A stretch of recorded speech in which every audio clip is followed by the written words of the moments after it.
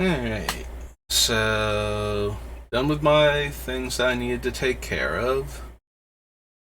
I do have my Twitch stream opened. So. I do have my Twitch. Yep, there we go. Okay. Just making absolutely certain that I have audio, because I am not going through that again. Go ahead and shrink that back down, and we will pull up both of these again. Alright. So we had stopped with Ulamog. So I was discussing Hedron Archive and how I don't think this particular deck has the colorless mana requirements that a lot of my other decks do. So that's why Hedron Archive got cut. Ceaseless Hunger. We don't ramp. Like, this is one of the cards I would want to be able to ramp into with all of that colorless mana. So Ulamog gets cut also. Also, apparently I spelled Ceaseless wrong. But since he got cut, I'm not overly worried about it.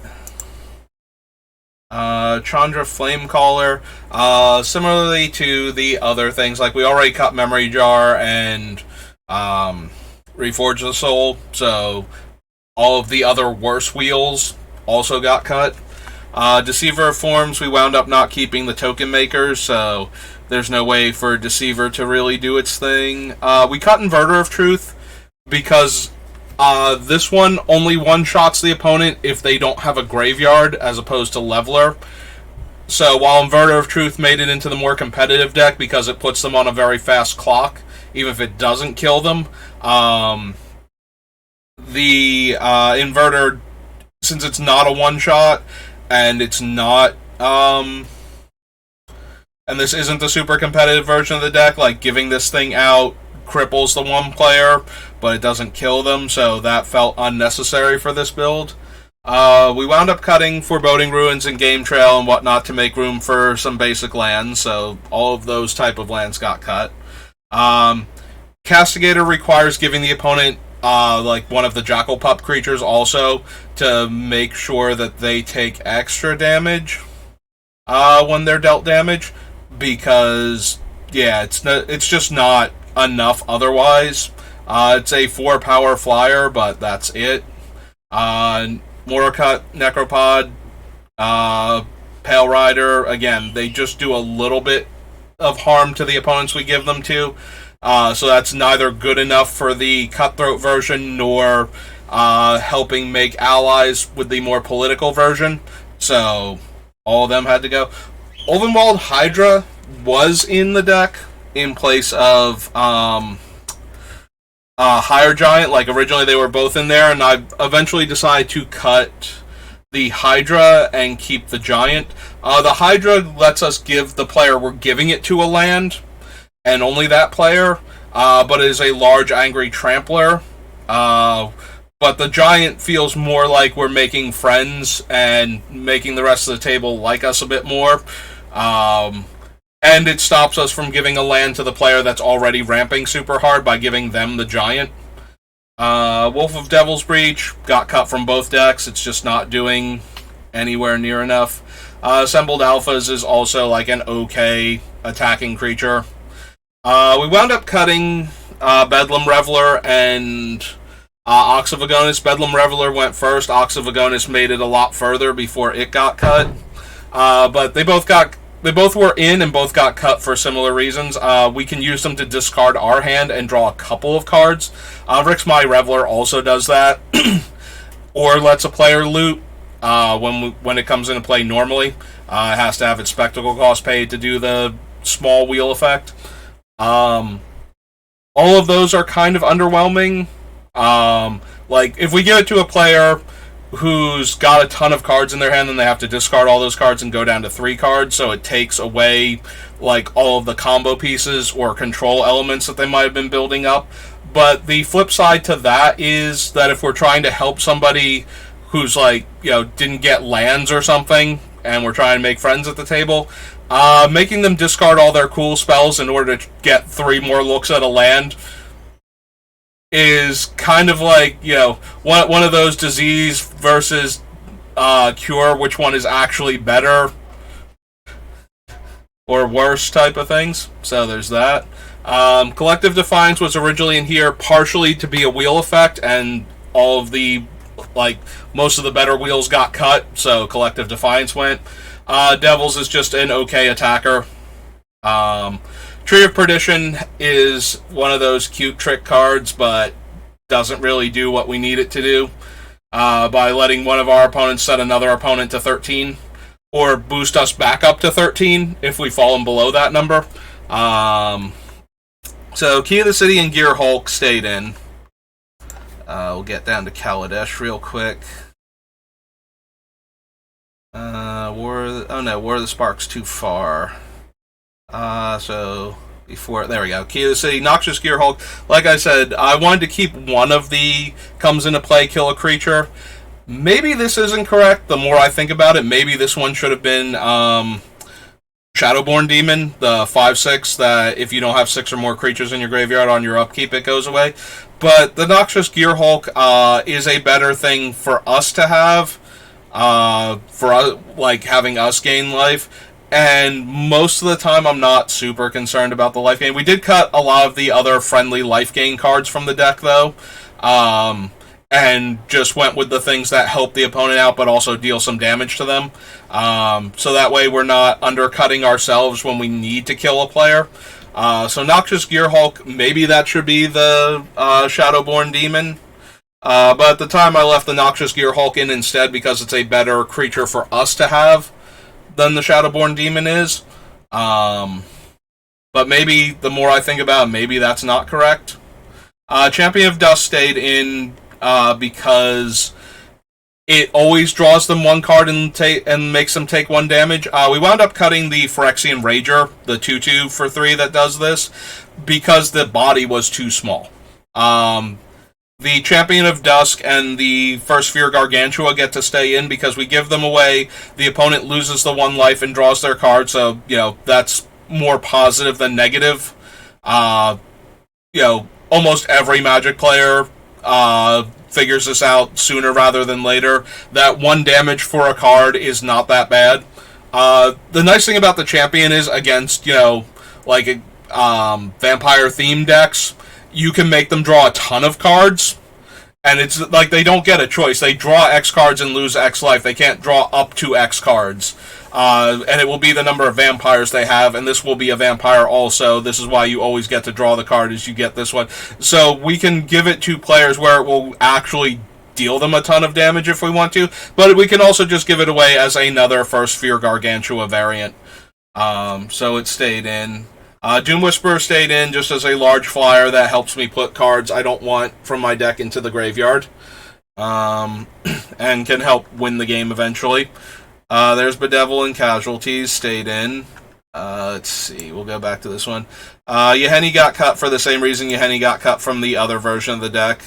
They're just not at their best as the sacrifice outlet. Scrounger got cut. We kept in the ones that make the player who plays them lose a life and draw a card. So cards like Battlefield Scrounger got cut instead, that allow the player to rummage. Rager, same thing. From all the other ones, 1 card discarded is not a good enough punishment, and it's not what this version of the deck is about. Decimator is underwhelming. We cut all the things that make small creatures unblockable, and cut most of the Saboteurs. Ronus didn't make it. We're using Wolf's Run, Kessig Wolf Run, as the on-board way to give trample to a creature to get it through. Omid Eternal falls in the same problem as the other ones. 5 damage or 3 damage just isn't good enough. Dream Stealer is another. We cut the Saboteurs. Mirage Mirror is good, but there was nothing, out of the things we wanted to copy most with Mirage Mirror, there were other options to get more of that effect through other cards, and we needed to make room, so Mirage Mirror just kind of kept being okay but not amazing, and it eventually got cut. Rampaging Hippo, we can cycle it early and get a Trampler into the graveyard, but 5 damage isn't good enough, and we needed to make room. So, as cool as it is, I would have lost out to some of the better cycling cards anyway. Horncrest, we got rid of all of the can attack or block alone guys. Carnage Tyrant, I believe, got cut. Yeah. Like, we're down here, but yeah. So, Carnage Tyrant is gone, so are most of the other big dumb creatures that are fine for us and fine to give away. Ravager falls into the too mean for this deck, not good enough for the other one category. Like, making everybody lose a third of their life really makes a lot of enemies, but at the same time it's not winning us the game fast enough to merit the amount of heat that it draws. Rampaging Ferocidon falls into the cute trick category if we give it to a player who's about to gain a bunch of life and they can't gain life, or a player that's about to put a ton of creatures into play and deal them a bunch of damage. Both are cute tricks. Neither of them are as good as the things that we can use for any situation. Charging Tuscadon just doesn't do enough. Immortal Sun, we kept the much cheaper Phyrexian Arena. We cut, like, all of the Planeswalkers, so it's not like the Planeswalker aspect was a factor. We don't go wide, but we do have creatures, so the +1/+1 is fine. This is primarily in there to make our spells cheaper and draw us an extra card. Like, the drawing the card is the most potent thing. Like, Immortal Sun could have just as easily been Staff of Nin at that point, for how much it matters that it's a 6-drop artifact that's drawing us a card and has some secondary features that are okay. But at the end of the day, we needed to make cuts, and this one is not on theme, and we have cheaper ways to do what it's doing. So we wound up cutting the Immortal Sun from the deck. World Shaper was not doing enough. Either as a way to get cards into our graveyard. Also, the getting the lands back is not super important. Like, we didn't wind up running Crucible of Worlds or anything, so that takes care. Like, I would rather run Crucible at that point or something like it over World Shaper. Final Parting went the same way as Gerard's Orders. Keldon Raider, ETBs to Rummage, wound up getting cut there. Izoni, we made the same cut in the Cutthroat version. Izoni, we have other cards that let us draw the cards by sacrificing our creatures, so Izoni just didn't make the cut at that point. Akron Assassin I already went over. Amplifier, we don't have enough of. We cut a bunch of the large creatures that we don't want to cast, that this thing could have the power and toughness of, and yeah, he's just not good enough. Rixmati Reveler we went over. Did we actually cut Sunder Shaman? I believe we did. Yeah, Sunder Shaman was one of the last ones to get cut. I think we eventually cut most, if not all, of the Saboteurs that destroy artifacts and enchantments. So we cut, like, the Rust Ogre, we cut the Beetle that if it's blocked they get to blow up a thing, we cut this thing, and I think we wound up cutting Tech Wrecker too. We'll have to double check that when we get lower, but I believe Tech Wrecker also went away. So yeah, Sunder Shaman is gone. Neheb, we cut a bunch of the wheel effects, so Neheb went. Cut all of the can attacker block alone guys. Spark Reaper went. We kept I want to say it's the Dockside Chef was the only one to make it in. We cut all of the like the Jarl variants, so Roscoe's Finisher is gone, all of the kill a creature that was dealt damage this turn. Paragon and the Nezumi, the artifact one, with Ninjutsu, both of those got cut, they're just not doing enough. Demon of Loathing, for the same reason we cut the Cabal, the one from above, the 4 mana 2/2, when it deals combat damage to a player, they sacrifice a creature, and it has Morph. Like, we cut both of them. We have targeted removal for a lot of that, We did have some other ways to make players sacrifice, but those have almost entirely got cut. So we are down on ways to make players sacrifice creatures that we can't target and are indestructible. I mean, that's a niche that we do have to take into account, but so many things just had to get cut to make room at this point. If you're really having problems with those, you can always put back in one of the other ones and take out one of the destroy effects instead to make room for something like Demon of Loathing. For right now, though, that was one of the ones that got cut, so almost all the ways to force sacrifices through giving creatures back got cut. Gravebreaker Lamaya, again, we cut Connoisseur and all of the other similarly expensive ones to make room, and just kept the best ones out of the Searchers. Ox, same reason as the Bedlam Reveler. Woe Strider had a better chance of making it into this version of the deck, because we can give it out and they can sacrifice the O1 to Scry, but they can't sacrifice Woe Strider to itself. So that means we still have to grab it back and get it off of the table in order to get its effect, in order to be able to give it out again. So I wound up still going with the Viscera Seer over it. Barrier Breach stays in as a way to destroy enchantments, exiles them, but a way to deal with problematic enchantments. We cut Bushmeat Poacher. We kept one of the other sacrifice to draw cards in here. Duskfang Mentor was one of those like weird cards that I had ideas about. It kills planeswalkers when it damages them and passes around. Oh no, Duskfang Mentor is the lifelink one. I'm thinking of the other, like the snake from the M set. Sorry, this is the one that just gives out lifelink. And that one just got cut. Like, I didn't want to give out that much life. Basically, Lurking Deadeye is another variation on the Jarl. Quartzwood Crasher is a bit too friendly. Leaves them behind like large tokens that they can do whatever they want with. I would rather have given out a lot of small tokens as opposed to one large token, or potentially two large tokens if they have another large trample creature. Titanoth Rex was in it for a long time. He's better in this version, I think, than the other version, and he still didn't make it. And Void Beckoner got cut early on. Binding got cut.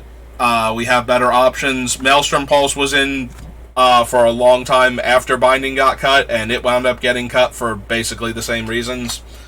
Burning Room Demon, okay, not amazing for our deck. There were other better demons to keep in, and eventually the Doom Whisperer wound up winning out over most of them. So Burning Rune Demon got cut. There's the Jarl himself. Carter got cut. It's kind of on theme, but it's just a little bit every time we do our thing, so not quite good enough. Search for Blex. We kept other card draw spells instead. It's a one-shot, and we can't give Blex away from the graveyard.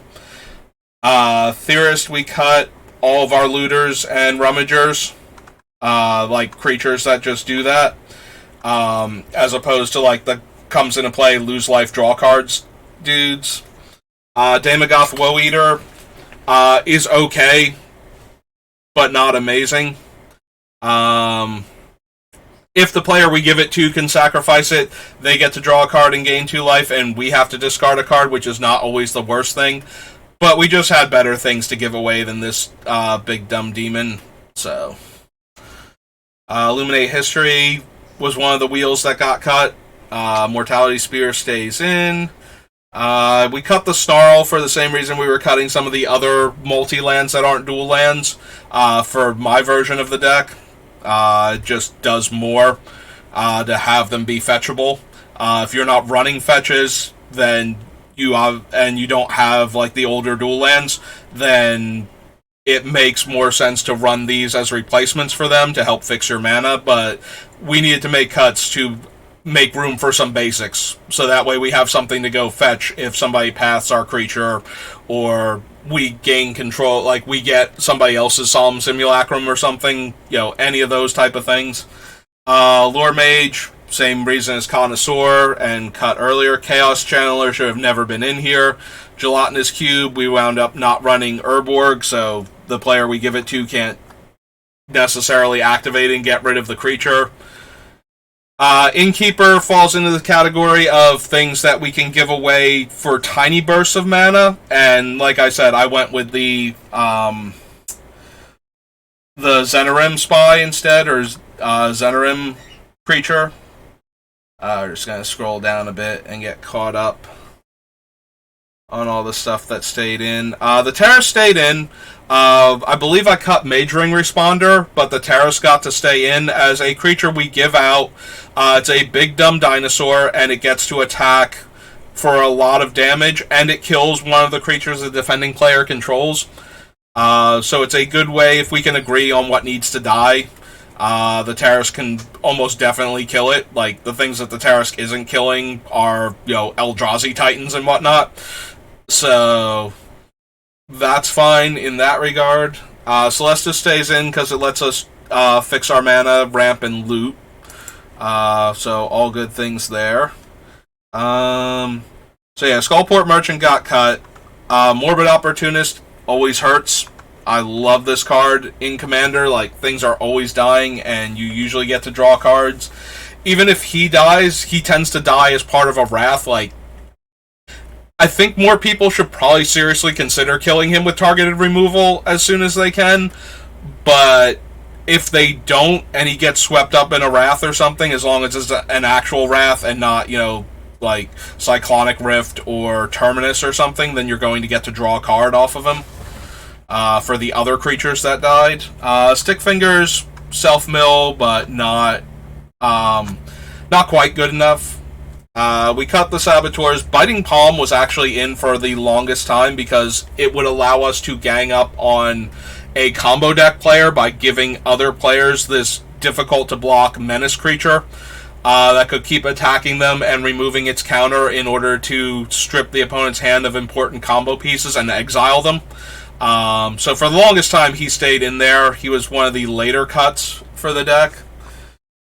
Circuit Mender, I decided, was a bit too friendly. I'd rather give out cards that make you lose life. So yeah, Dockside Chef stayed in. Fable the Mirror Breaker got cut for the same reason it got cut from the other deck. It's good, it's powerful, but it's not quite... It wasn't doing enough of any one thing, and there's not enough of our creatures we want to copy. Gloom Shrieker got cut because we wound up cutting all but the Eternal Witness out of the Eternal Witness variants. So, Tanuki got cut for the same reason as the pig from Onslaught. Kappa Tech Wrecker, like I said, was in there for the longest time. It was one of the very last cuts. I decided we were just going to go with things like the enchantment and artifact removal we already had, plus things like Woodfall Primus, as opposed to Kappa Tech Wrecker, that needs to get through for damage in order to do its thing. Prowler, I already said why we cut with the Blacklands Paragon. Launderer doesn't mill us fast enough or draw and discard fast enough. And I don't really care about the rest of his abilities. Tampering is a fine self-mill, but we cut it because we have the other cards to work with. Riveteer's Ascendancy is one of those cards that we need to be doing all the other things that we're doing first, and then it's okay. So, just didn't make it in. Spy is okay, but not amazing. Workshop Warchief was at the top end of things I was willing to give away, and I decided not to. Giving a player 3 life and then a 4/4 Rhino if it dies was just too much friendliness. I'd rather, if I'm going to give them something, I want it to be smaller than that, so we were going to give away a couple of 1/1 tokens rather than one 4/4 token potentially. But that wound up getting cut anyway, so yeah, the Warchief was not staying in. Envoy is fine, but not amazing in our deck, because there's still a handful of cards we don't want to cast off the top. So that wound up getting cut. Reaper just deals damage, so it's gone. Tutors I already talked about. Foul Spirit is 1 land, and Vampiric Spirit is 4 life, so already went over why we cut, like, all of those things. Imperial Seal we went over. Way Night Raiders is just another Saboteur that's hard to block to begin with because it has Horsemanship. But it's only making the one player discard 1 card of their choice, so away it goes. Seer and Shaman stayed. Grave Titan was in there for a while. You give it away and your opponent gets 4 2/2s, which is another, like, here's a bunch of guys you can go wide with, and they're not, like, insanely powerful. Like, we originally still had Massacre Worm when Grave Titan was on the list. We cut it. Like, we needed to make room.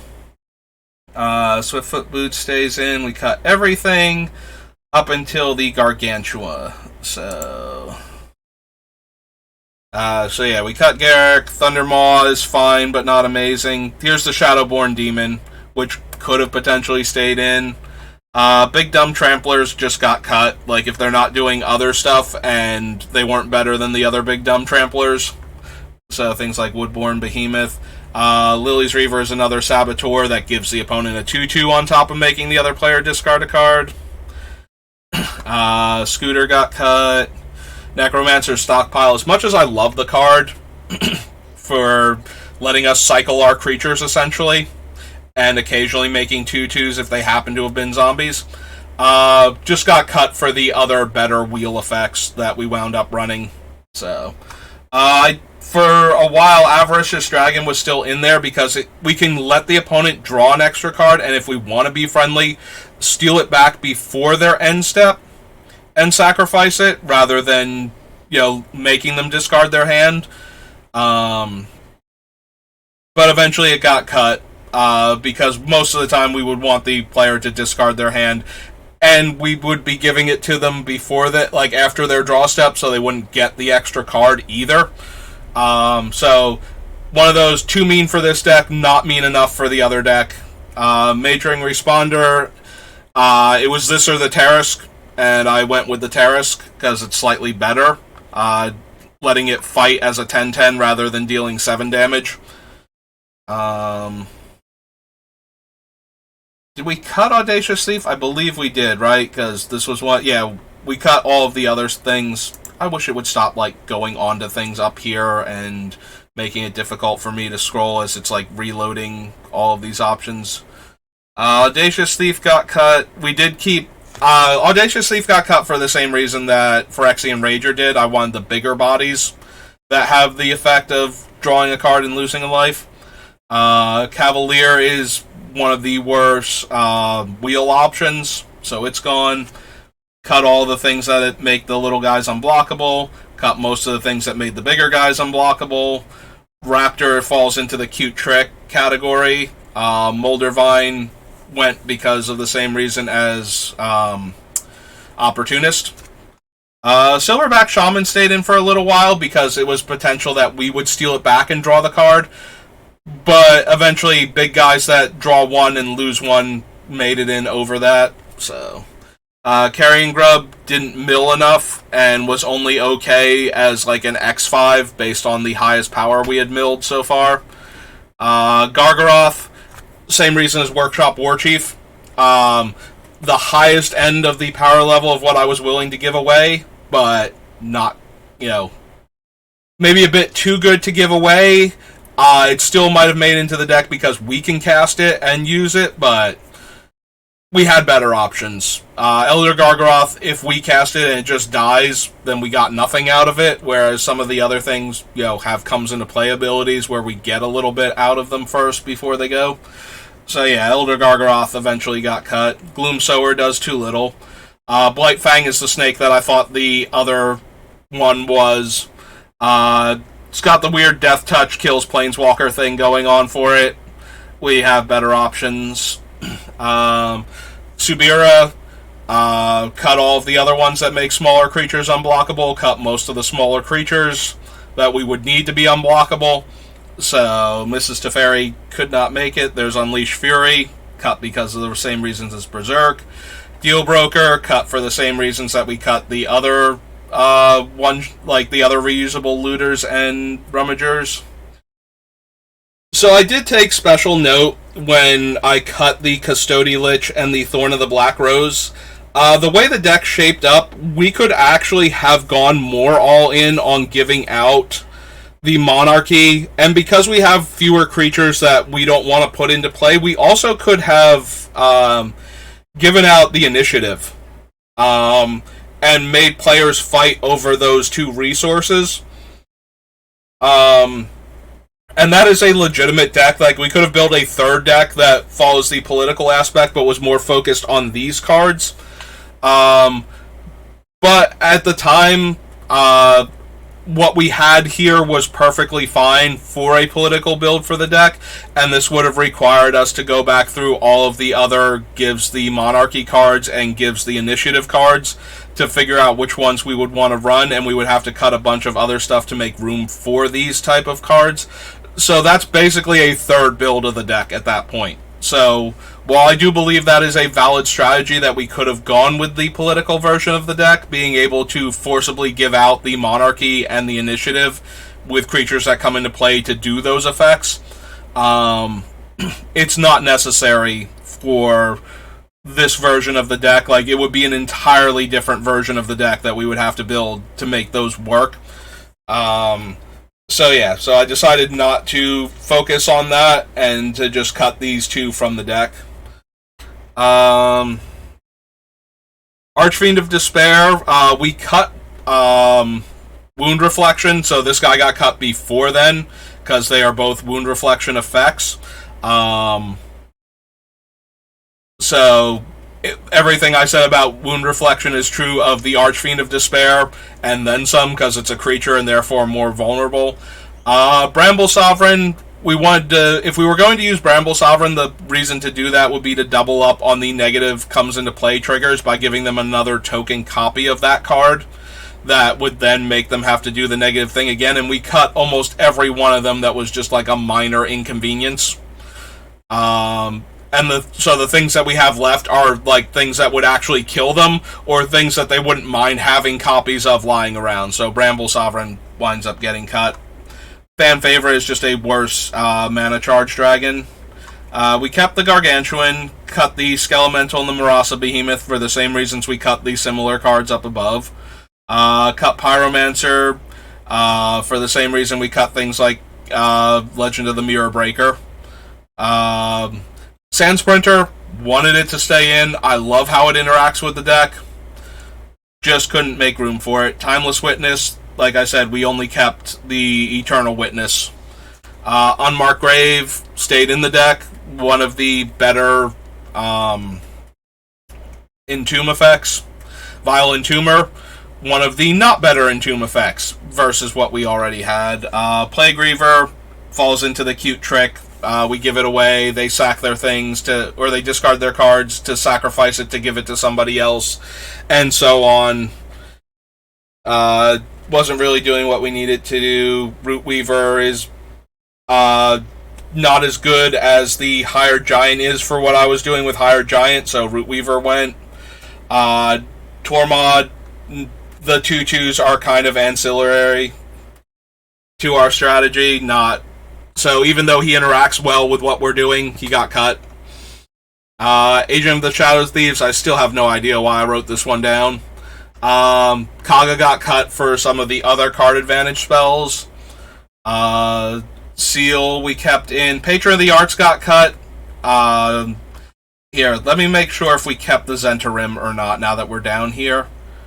Okay, so we wound up cutting the Zentarim too. The Zentarim agent was a 2/1 that when it attacked, you took 1 damage and made a treasure. So that was going to be the only mana ramp spell that I was going to give out. That wasn't like the Higher Giant where we're getting a land also. So Patron was on the list for a little bit, as was the Innkeeper, and we wound up cutting them and the Burning Tree Emissary and all of these other things that would give the opponent that we gave it to a little burst of mana. We cut Shadowheart because we have better options to sack our creatures with. There it is, Zentarim Bandit. We cut Sharpshooter for the same reason we cut the Minotaur Deadeye. We kept Mana Charge Dragon. I believe, right? Yep, there he is. Because it's more on theme. Like, if we're trying to help other players, helping all of the other players kill the one opponent that we're all agreeing on needs to go. This is a really good way to finish that opponent off if they don't have a way to interact with the dragon, because it is a large flample that gains a ton of power very quickly. Thief of Blood is a good catch-all for planeswalkers and decks that use counters for a lot of their effects. So Thief of Blood got to stay in as a utility card that we can give out, because we don't care who has the Thief of Blood, and we almost don't care who they attack with it, since it can't be us. So Thief of Blood is just always going to do what we need it to do when we put it into play for the things that we want to get rid of. So yeah, Thief of Blood gets to stay. Bitter Feud only wrecks 2 players. So we got rid of that one. Gisa, we had better sack outlets, things that are letting us draw cards, and things like that, as opposed to making a bunch of 2/2s that we couldn't use effectively. Dread Summons, we went with other mill options. Again, the 2/2s were not super necessary. Pathbreaker, we don't go wide, so Pathbreaker is no longer necessary. Curse of Bounty, we're already making players attack. So we don't need to untap all of our stuff with Curse of Bounty. We kept like the Patriarch Seal and the what's her name? Seaborn Muse. Wasatori or Wasatora, forgot she was legendary when I wrote her down. There's another one, it's like Wolfgar of Icewind Dale, also like read the game text, went, okay, that'll work, and then it's like, oh right, these are both legendary, they don't actually do the thing. Ancient Stone Idol, the 6/12 trampling creature that they would get to keep if it died. And then it's just a big dumb trampler otherwise. Eventually got cut. Blood Tracker was underwhelming and probably shouldn't have even made the list. Crash of Rhino Beals is another big dumb trampler, and that's all it does. Night Incarnate, we wound up keeping the dragon, the Balefire Dragon, and we wound up cutting Massacre Worm. So yeah, Night Incarnate went before Massacre Worm did. Whiptongue Hydra, we wound up keeping a bunch of flying creatures in the deck that we would want to cast, so it had to go. Zanstra, I love her, but she's kind of not what the deck is doing. Angie, we cut all of the other looters, so she went too. Archfiend of Spite, for the same reason that we're not running Negator and Obliterator. Chainer, we had better discard outlets and better reanimator things. I believe we cut Magus of the Wheel for the same reason we cut a bunch of the other things. Yeah, Magus of the Wheel is gone. We kept Windgrace's Judgment and Arcane Signet, obviously. We kept Deflecting Swat and Ruin Grinder and Green Slime. So let's go back to this one. So we cut the Magus, we cut Scroll of Fate, like I said. Tarngarth, similarly to Zanstra, he's doing the thing, just not... We have better options, and he's kind of like running parallel to the deck, but not actually doing what the deck wants to do. So, Tectonic Hellion I cut because sometimes we might have the most lands, and also because I cut all of the other things that make the players lose a couple permanents. So Tectonic Hellion also went for the same reason that all of those did. Deflecting Swat stayed. Frontier Warmonger makes creatures attacking our opponents a little harder to block. That kind of became whatever. Manascape Refractor, we kept the other mana rocks and cut this one. So, yes, it can copy Homeward Path's activated ability. That's about it for our deck. Slippery Bog Bonder is too potentially powerful when given away. We can give it away to let them protect a creature that they control with hexproof. That's a lot of power to be giving away.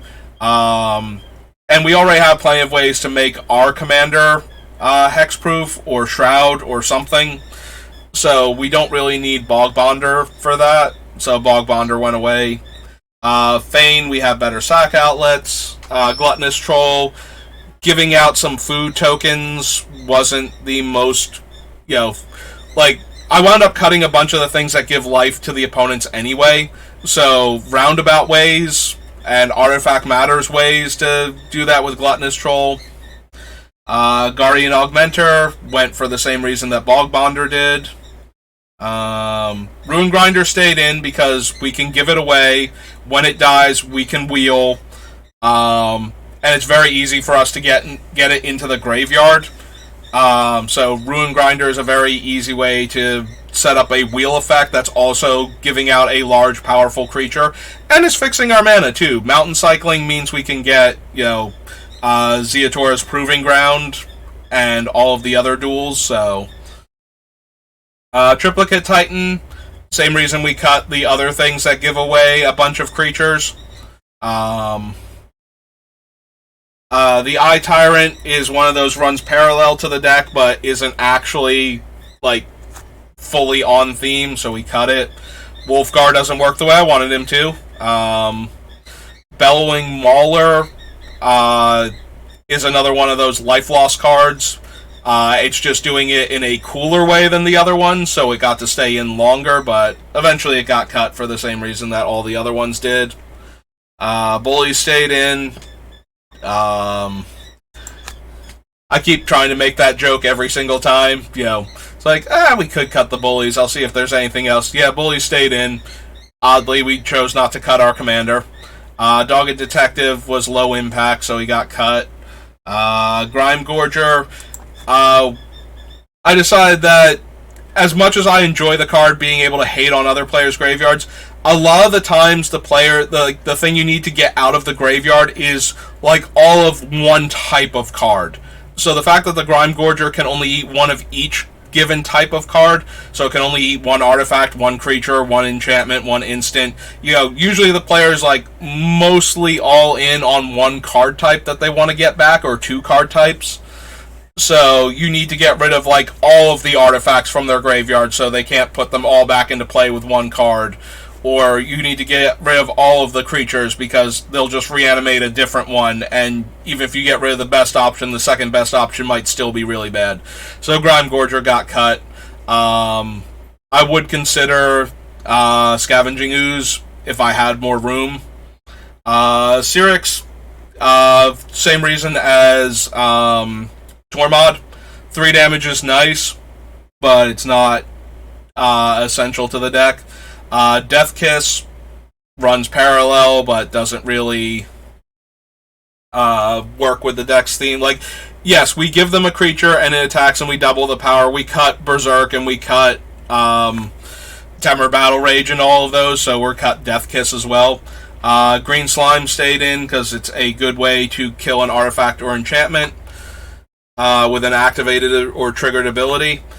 And Fiendish Duo got cut for the same reason that we cut Wound Reflection and the other demon.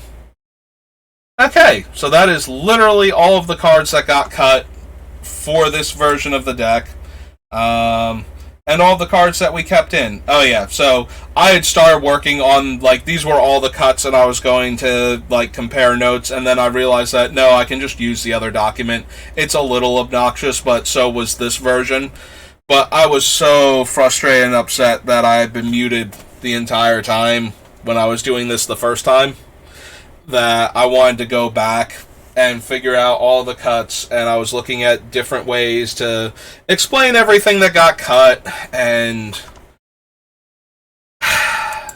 wow, it was just really frustrating to suddenly realize that I've been muted the entire time after doing a 4-hour plus video and a draft too. I have the draft on YouTube. I haven't posted it yet. I'm still debating whether or not I'm even going to bother. There was also some technical issues with Arena at the time because it was trying to do an update for the Baldur's Gate alchemy changes. So the set had been down for a while and it was going back up. And yeah, it was not great. So between the technical issues, so it's actually split into 2 parts. and the other problems that I was having and it being muted, I almost don't want to publish it. I might still, but it's even worse without the commentary than it is just watching me play normal limited. Especially since you get to watch me punt like one of the early games before I do a bit better afterwards. So yeah, so those were all of the cuts that were made to the deck and why. I think I did a better job explaining them all originally. It was definitely more organic that way. As I'm making the cuts, I'm explaining why they were going away. But at the same time, I think that's one of the more relevant things that I can show people. So, wow, was it bad to miss out on all of the commentary why every single card was getting cut. And now we're just, like, tumbling through them as quickly as possible, and this got cut for the same reason this got cut, and, you know, there's like 30 cards that do this thing, and we decided that none of them were good enough eventually, and we wound up cutting all of them. I think the most interesting parts are the cards that made it into the one version of the deck that didn't make it into the other. Cutting things like the Inverter of Truth and the World Gorger Dragon, which are good ways to finish off an opponent, but not the best ways, and we need to make room for things like, you know, the Terrace, where it's a big dumb creature that can kill another creature in play, so we can use it as a pseudo removal spell and as a way to pressure other players' life totals. That works better in the political version of the deck because we are trying to encourage players to, you know, agree with us on what the best course of action is. Like, hey, if we both agree this thing needs to die, I'll just give you the Tarisk, and you can fight it when the Tarisk attacks. And that's perfectly that. And meanwhile, they're attacking that player for 10 damage, too. Maybe we get through some damage. Maybe they have to do some chump blocking. And actually, you know, lose some resources off of the table. Like, that feels better in this version of the deck than it does in, you know, the more cutthroat version of the deck, where we don't want to have to agree with our opponents what the problem is. We just get to, here, take this thing, and I'm forcing you to use it now in order to clear out the thing that we both think is the problem.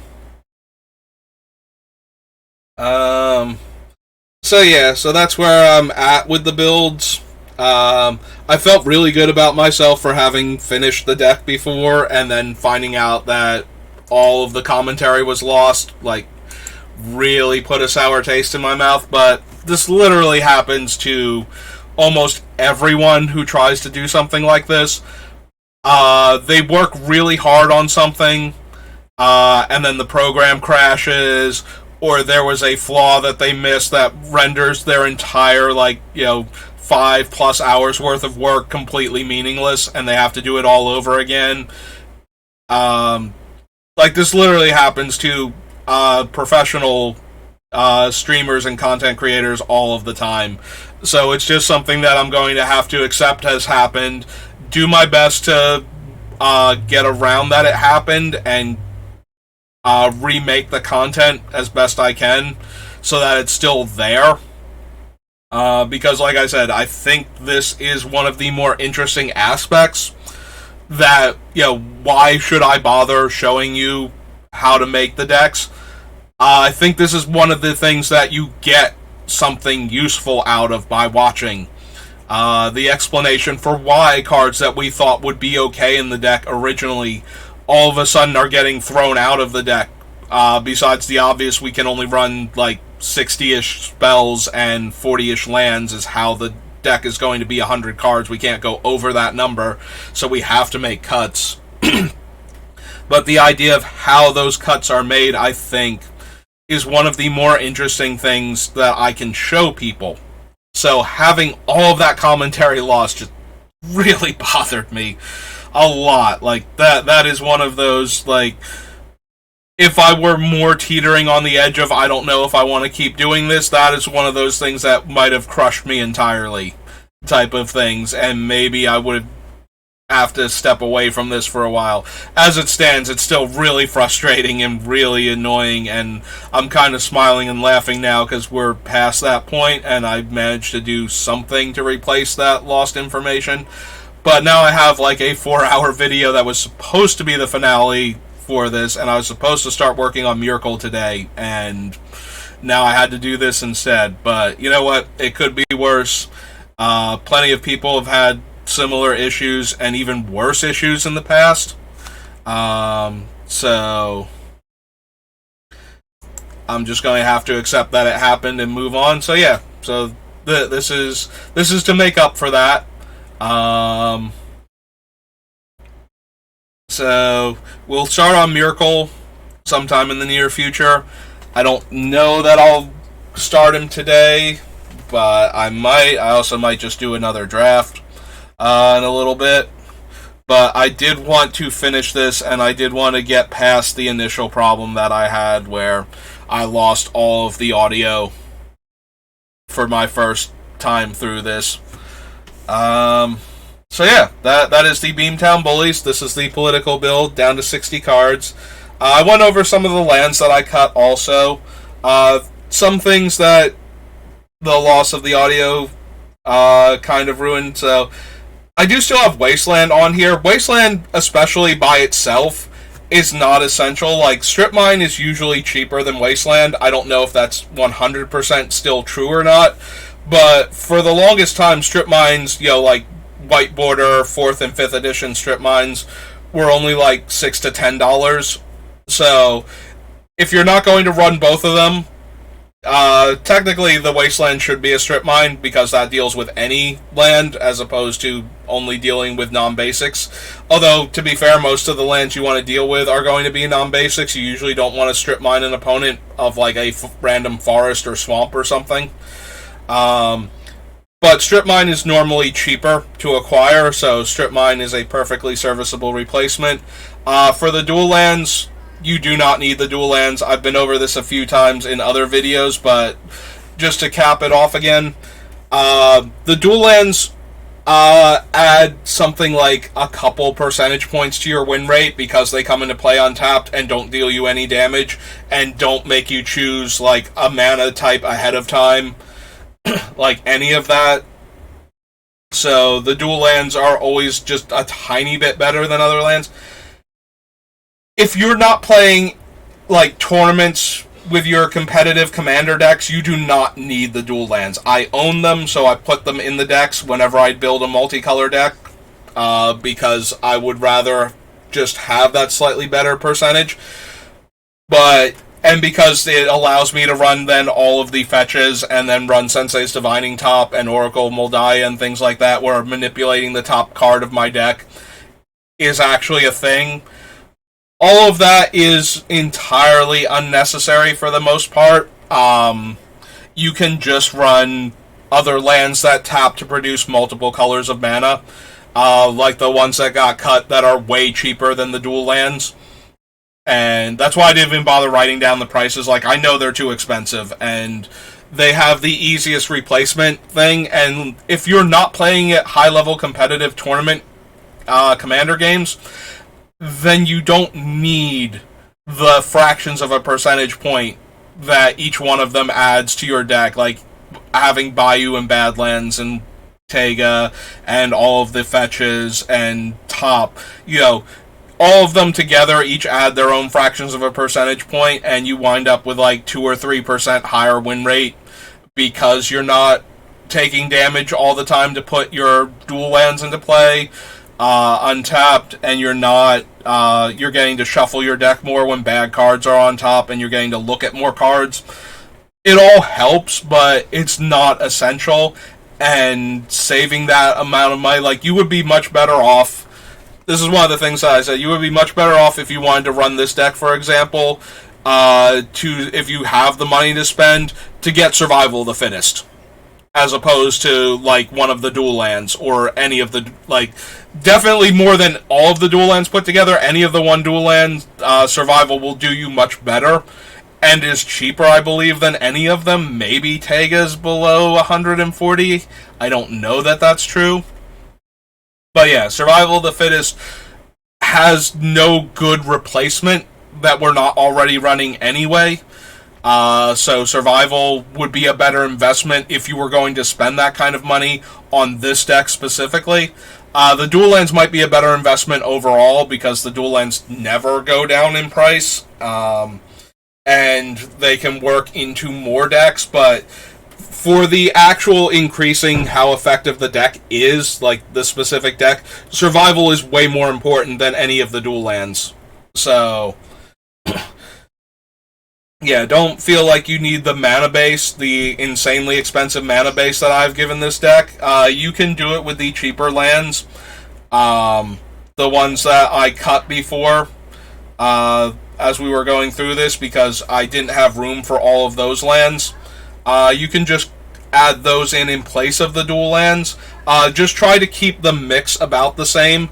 So if you're taking out bad lands, put in a red-black dual land. For Bayou, put in a black-green dual land. Like, don't take out these three and put in, like 2 red-green ones and 1 black-red one. Try and keep the the colors the same, what colors they produce. But do take out, just take out the dual lands if you can't afford them. You don't need them. They're not essential to the deck. So, but yeah, so the dual lands we can take out. Like I said, Wasteland can be strip mine. For the other expensive cards, Wheel of Fortune is very easily replaced by Reforge the Soul or Magus of the Wheel a little bit, or even Illuminate History. Like, you don't need Wheel of Fortune specifically. You just need a wheel-like effect. Wheel of Misfortune we discussed before. I don't like that one as much because there is a fail state for it where you don't get to draw the cards. But at the same time, it's not such a big deal that you can still replace Wheel of Fortune with Wheel of Misfortune and have it work 99% of the time, and it's way, way cheaper than the almost $200 that Wheel of Fortunes tend to sell for. So that's a pretty easy swap.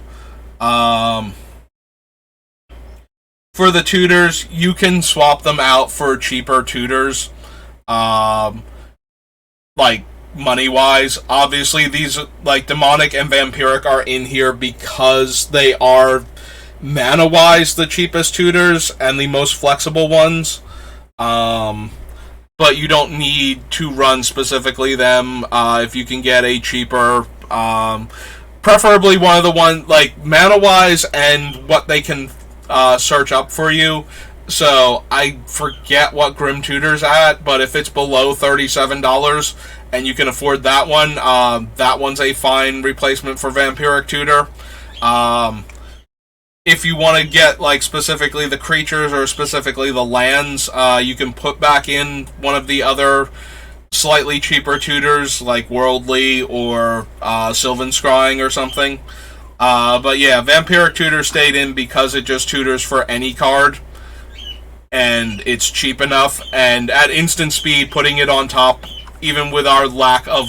We don't have a ton of card draw, but we do have some, so we can potentially draw the card in the same turn we cast Vampiric Tutor. But the fact that it's an instant means we can just do it during the upkeep a lot of the time. So we can draw the card that way. Yeah, Survival's the only incredibly expensive card in this deck that has no good alternatives whatsoever. Entomb can be replaced by one of the other entombing cards that is relatively cheap, like the Vile Entomber or Corpse Connoisseur, one of those. It's Entomb is just very good because you can cast it before the Bullies and therefore set them up. That was one of the biggest arguments for cutting the 5-drop ones, is that they come down the turn after the Bullies would be in play, and they have to survive a full turn cycle before you can use them, or you have to wait to cast the Bullies until a later turn. But yeah, Entomb has other options. I'm looking for the more expensive cards that need... Like, there are obviously going to be players that, for them, trying to spend like $8 on a Seaborn Muse is kind of out of the question right now. I do want to have cheaper options for you, but there's only so much I can do with the deck before we're just watering it down a lot. Like I said when I started this, there are several people out there. Commander's Quarters is one of the ones that I've actually watched some of their videos on, that focus on building very, very budget-friendly decks for Commander, where they won't even run like a Savage Lands because it's like $250 or something for the average price to buy one. But yeah, I'm already trying to cut down like the things that I know are just out of everybody's price range. But when we get down below like $10, I kind of have to leave the card in there and just go, well, I mean, we did have some other stuff that we cut that also would untap the creature that was even cheaper than that, but it won't let you use the creature literally every turn, which is what Seaborn Muse does. So if we want to cut Seaborn Muse, Manifold Key might be the way. Oh, Manifold Key only untaps artifacts and makes it the creature unblockable. So we would need like 1,000-Year Elixir or the other one, the Mage Right Stone. Both of those are okay as substitutes for the Seaborn Muse. So whichever one of them is cheaper money-wise can probably go in over it.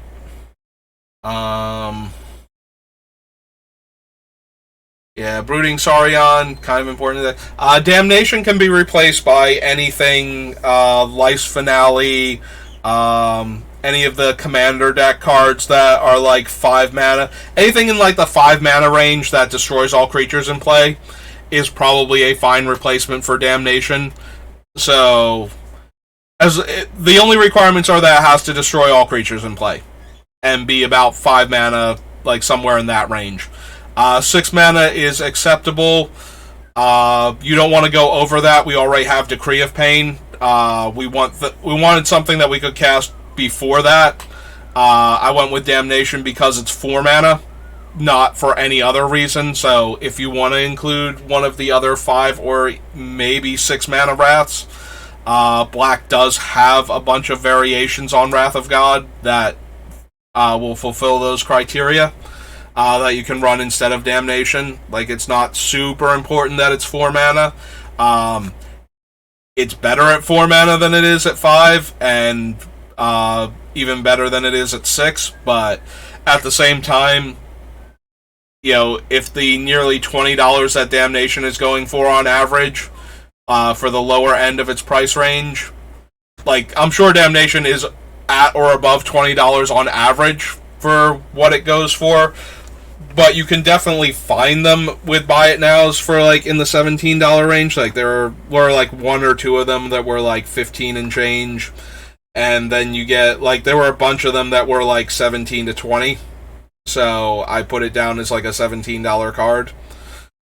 But yeah, you can find like cheaper Wrath variants in Black that you can still run.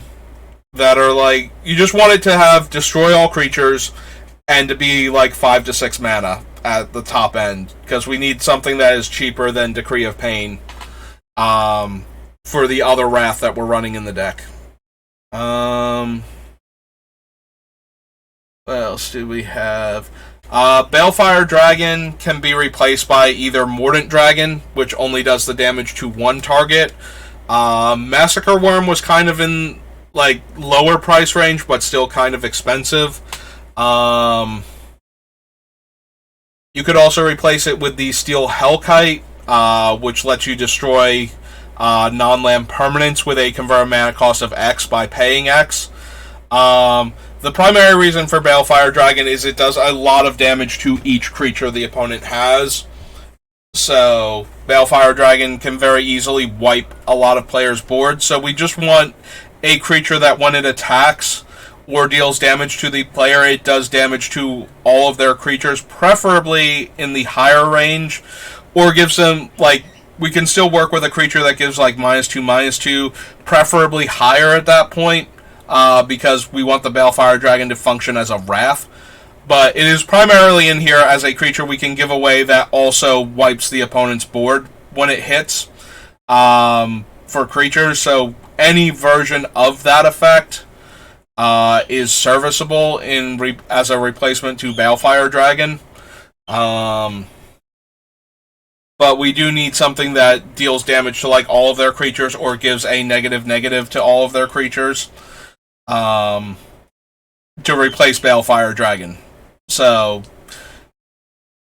or at the very least, definitely kills a creature. Like, maybe we could even replace Balefire Dragon at that point with Mage Ring Responder, and we just accept that it kills one creature.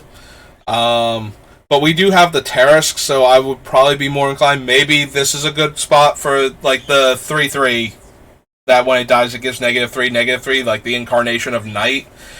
Maybe this is a good spot for it in place of Balefire Dragon, since -3/-3 is a bit better as a board sweeper for lots of small creatures than even the Massacre Worm is. And then Massacre Worm is more expensive than the thing anyway, as far as like price-wise goes, so it's a better replacement financially for the Balefire Dragon. What else did we wind up keeping that needs to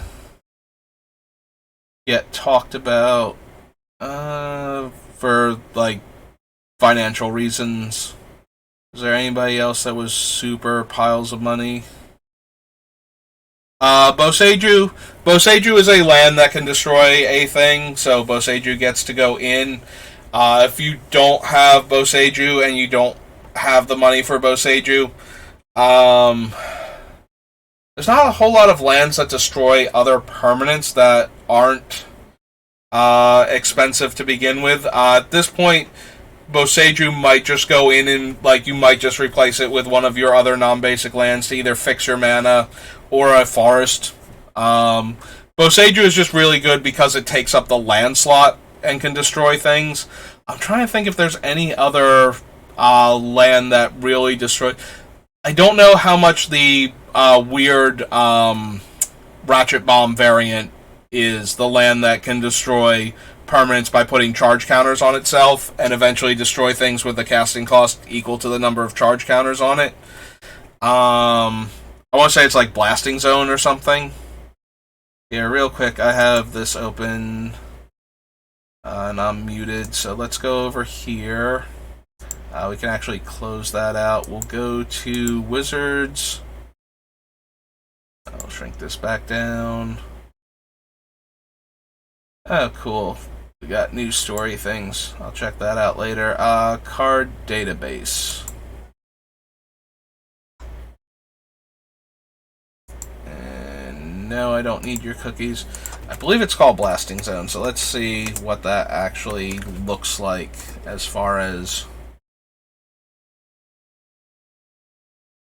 Alright, let's try blasting then. Station, blasting cannons, word of blasting.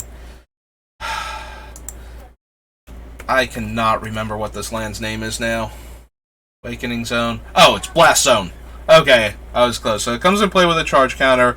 2x tap, put X charge counters on it. Sacrifice it, destroy each non-land permanent with converted mana cost equal to the number of charge counters on Blasting Zone. So that one's a bit more destructive than Boseiju is. Like, it can't cherry pick the card it wants to blow up, but it is a land that destroys non-land permanents. So it can destroy opponents' artifacts or enchantments. It can't destroy their non-basic lands. So maybe this is the card for you. I think this thing is cheaper than Boseiju. I don't know that. I have a really hard time remembering the prices of cards that I haven't needed to care about. And I don't want to open eBay while it's under my name on the stream, just in case. Like, I don't feel like the need to expose anything. I don't want to dox myself at all. So I can't check the price right now. I believe Blasting Zone is significantly cheaper than Boseiju, though. So, let's see. Fauna Shaman, we're already unable to replace the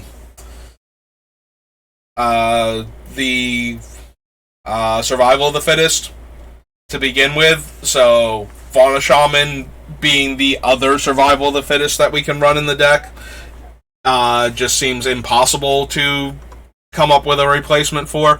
Like, yes, there are other cards, and I did suggest running the other cards that we were cutting to make room for, or not to make room for, but to replace Survival if it's just not in your price range. The same is going to be true for Fauna Shaman, but that hurts even more because Fauna Shaman is, 1/10 of the price of Survival of the Fittest, but it's still over a $10 card on average. So Fauna Shaman is still, like, if that's out of your price range too, then it's out of your price range too. So we have to look at the other cards that we cut that fell into the same category when we were building the competitive version of the deck, and that's going to be things like Corpse Connoisseur or Cemetery Tampering. It just gives you a lot less control over what cards you wind up seeing while doing it.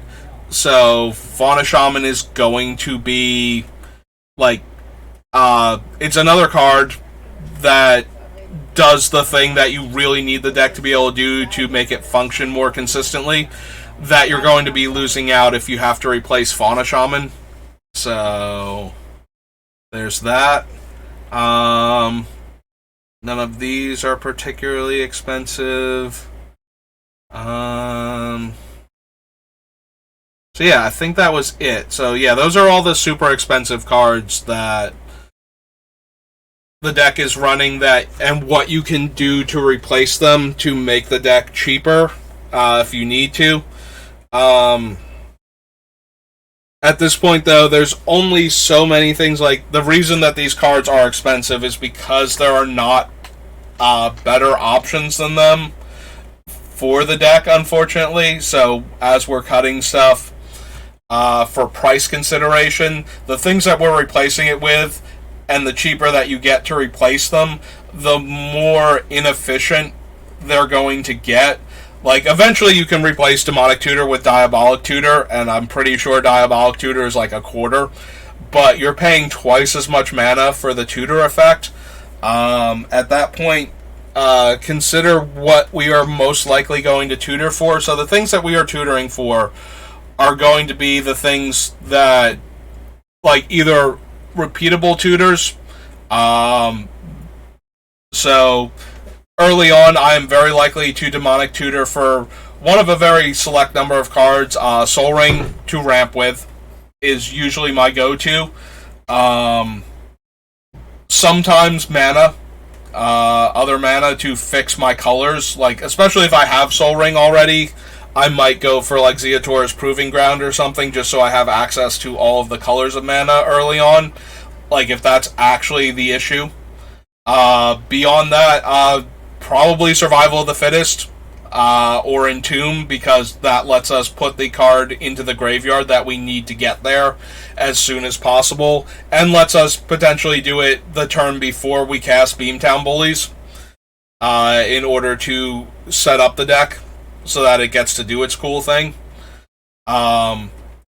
So those are the cards that I'm going to tutor for early, and when you have to spend 4 mana on it instead of 1 or 2 mana, that's where it starts cutting into the efficiency of the card. So now we're not doing it a turn or two before Beamtown Bullies actually comes down and puts the card into the graveyard. So if we're going to do that, like if we're going to replace cards like Demonic Tutor with Diabolic Tutor, the biggest issues are we can't get something like Soul Ring anymore because we're not getting it soon enough. Like, once you get to 4 mana, if you need mana, you probably need a tutor for something that is fixing your colors more than for the ramp that Soul Ring provides.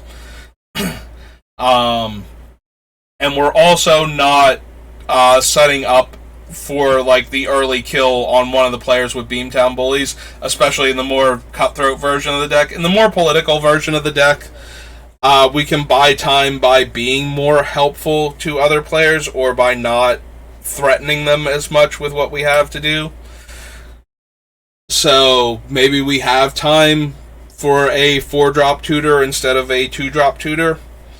But yeah, once we start moving away from the more aggressively costed tutors, we have to think about what we're actually going to be tutoring for with the more expensive tutors. So at that point, we are either just allowing the deck to play a lot slower. So by the time we can cast our tutor for one of these cards, we're going to be tutoring for either a way to put more creature cards into the graveyard, or we have one of those ways and we're going to be tutoring for the creature itself so we can get it into the graveyard to set up the bullies. So that's going to be what we're going to be tutoring for when we're casting a 4-drop tutor in the later part of the game. Instead of a 2-drop tutor or a 1-drop tutor in the early parts. Like, when we can cast tutors that cheap, we are looking for cards that set us up, or let us get ahead of the opponents in the early portion of the game.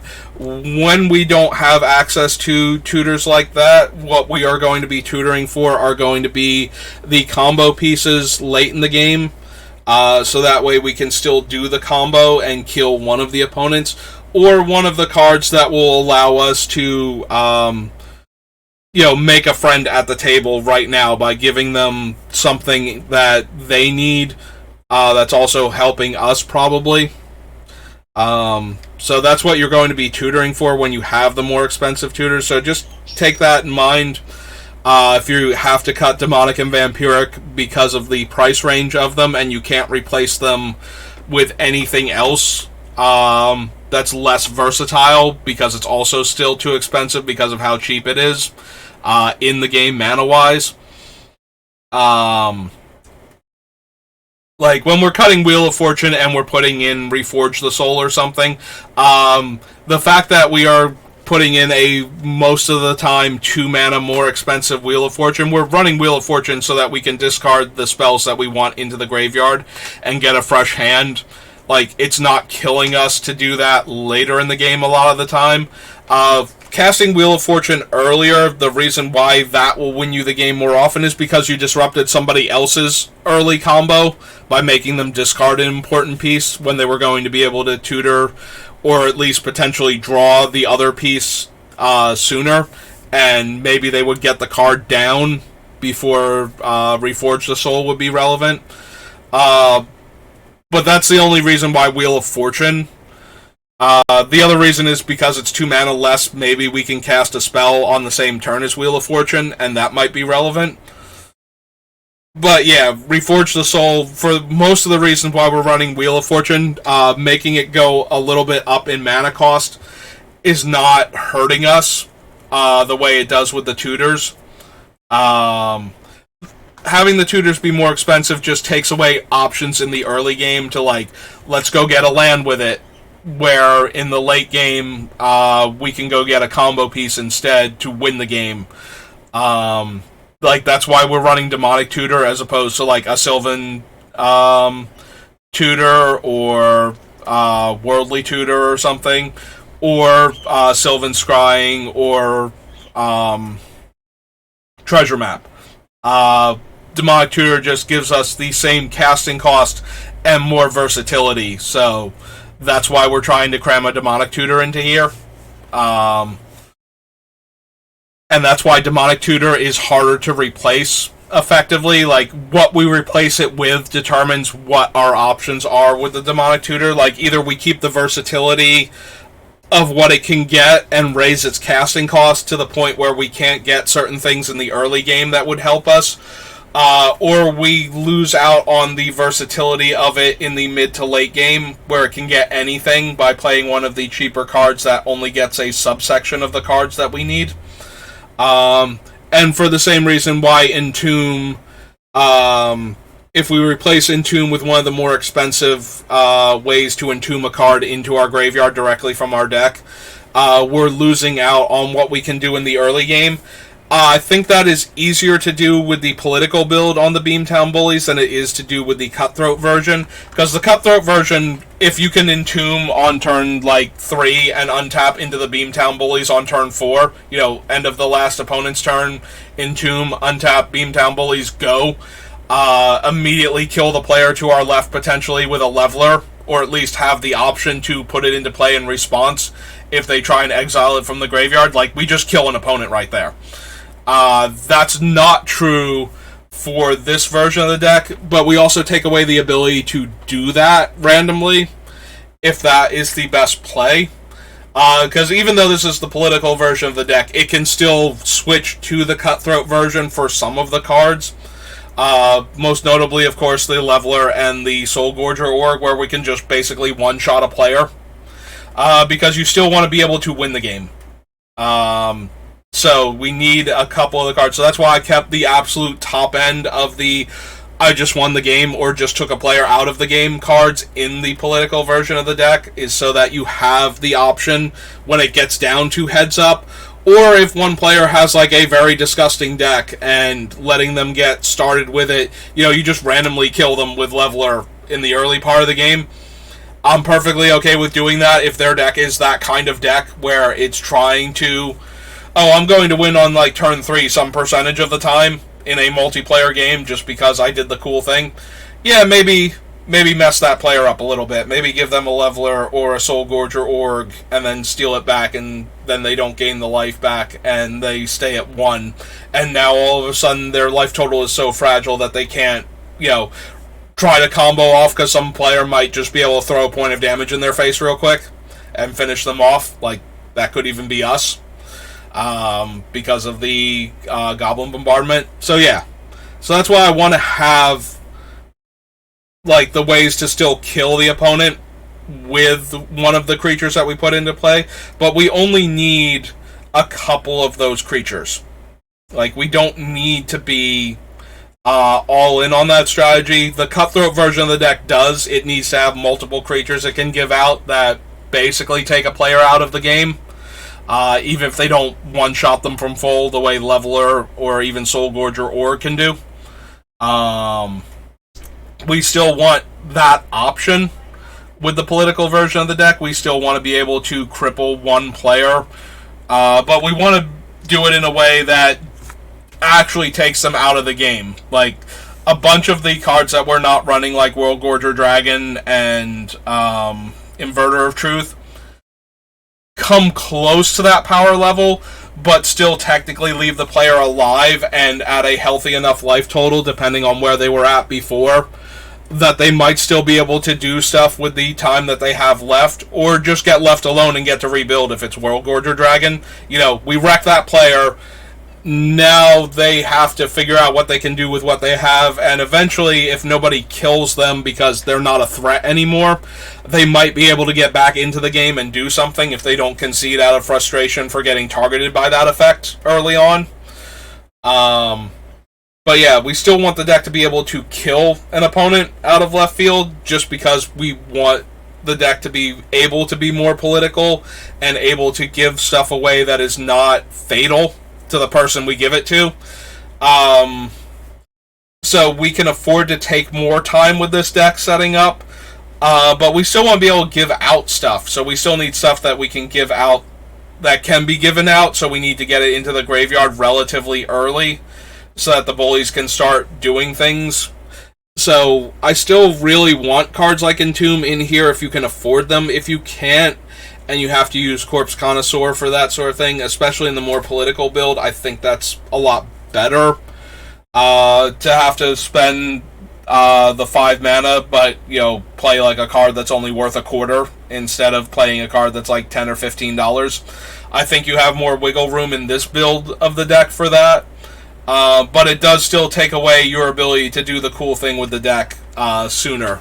So if you have those cards, or you have the money to throw around, there's a handful of cards in here besides the insanely expensive stuff that you can really easily cut the insanely expensive stuff for the most part, and it won't impact the deck. But once you start cutting out like the mid-tier stuff, like the $20 to $30 stuff, I think it actually does start diminishing what the deck can do in the early portions of the game.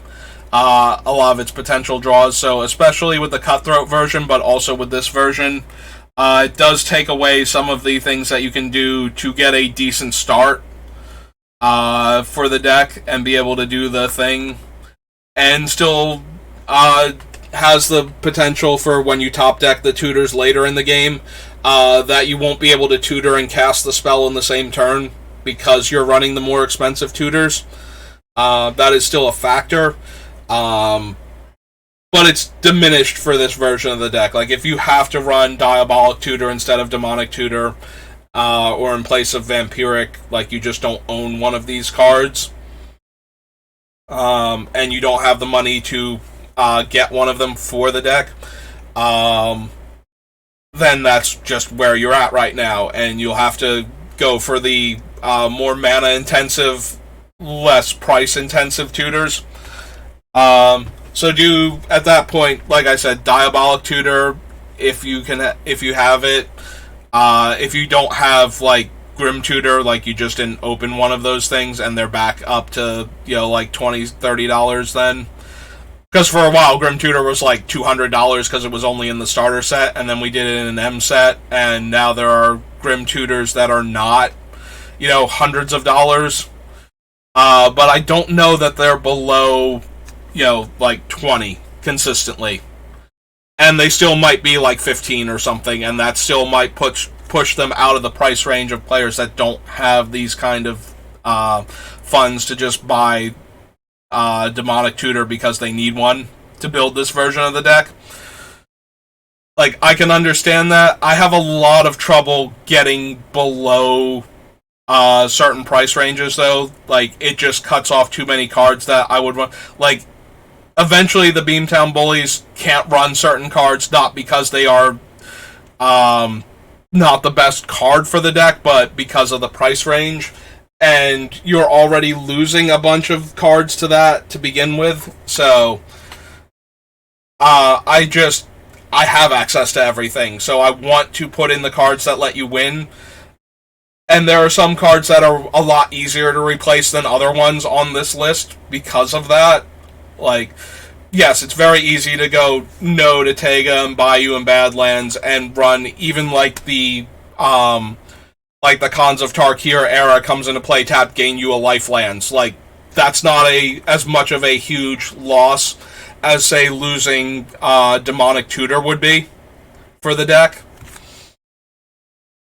And having to run like Diabolic Tutor instead. Like, I feel like your win-loss ratio gets more impacted by losing a card like Demonic Tutor and Vampiric Tutor than it does losing like Badlands, Bayou, and Tega.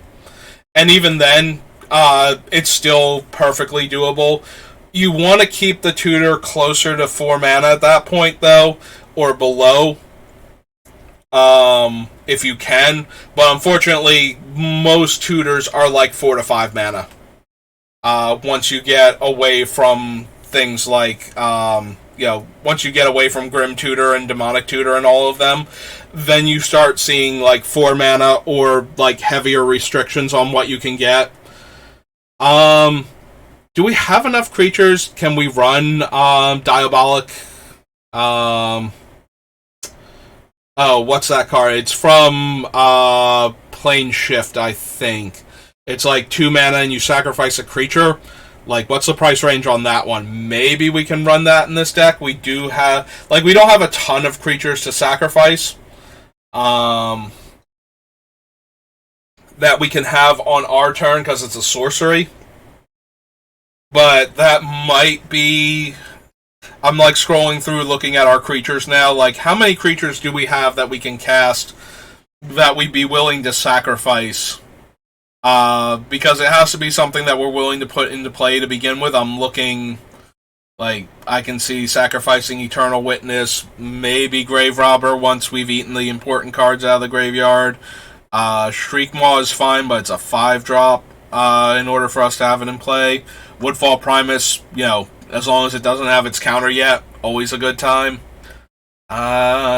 I think too many of our creatures are going to be utility creatures that we would cast or have such high casting costs that I don't think it's Diabolic something. I feel like not Diabolic Tutor obviously because that's the 4-drop. Diabolic Intent maybe.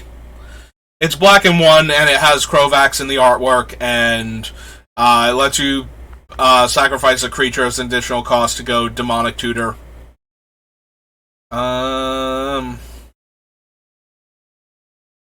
Yeah, things like the Champion of Dusk, I'm perfectly willing to sacrifice in the mid to late game to cast a 2-mana tutor. So, if that thing's price range is low enough, maybe. Sacrificing things that we have as sacrifice outlets to go tutor up other things depends on which sack outlets we still have in play. First Sphere Gargantuan is fine to get rid of. Thief of Blood, once it's done its thing, if it doesn't have too many counters on, I don't mind losing. Green Slime, similarly, if it's already been used to wreck a enchantment or artifact, is a perfectly valid sacrifice creature for an effect like that. We don't seem to have a ton, though, so maybe we are still back on Diabolic Tutor. Infernal Tutor only works if we have no hand anymore. I have Gather open. Let's go back and do an advanced search. Colors. Not white, add, and not blue, add, and rules text. Search your library.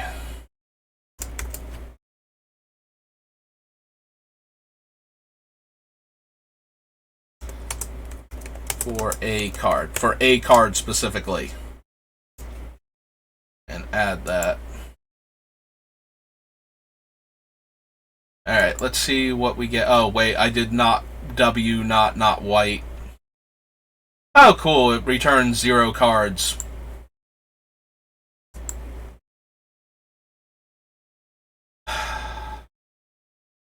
Does contain search you library. Sorry, search your library. That's why. Search your library. Add that and color. Let's get actual not white as opposed to not W. Oh, I forgot to add quotation marks, so search your and library is going to return too many things. Rules text, so quotes. Search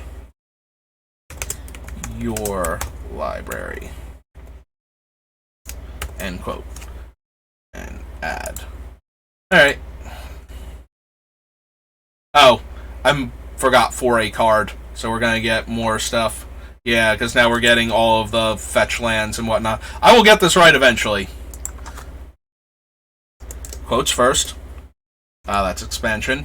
Need rules text. Quote. Search your library for a card. End quote. Add. Alright. Enters the battlefield. You may search your library for a card named the Underworld Cookbook. Gets other copies of cards with this name. Same for that thing. Search for a card named Beseech the Queen. Search your library for a card with converted mana cost less than or equal to the number of cards. Less than or equal to the number of lands you control. Beseech might be a possibility then, as it can search. When you cast it, you should be able to search for like a 3 or 4 drop.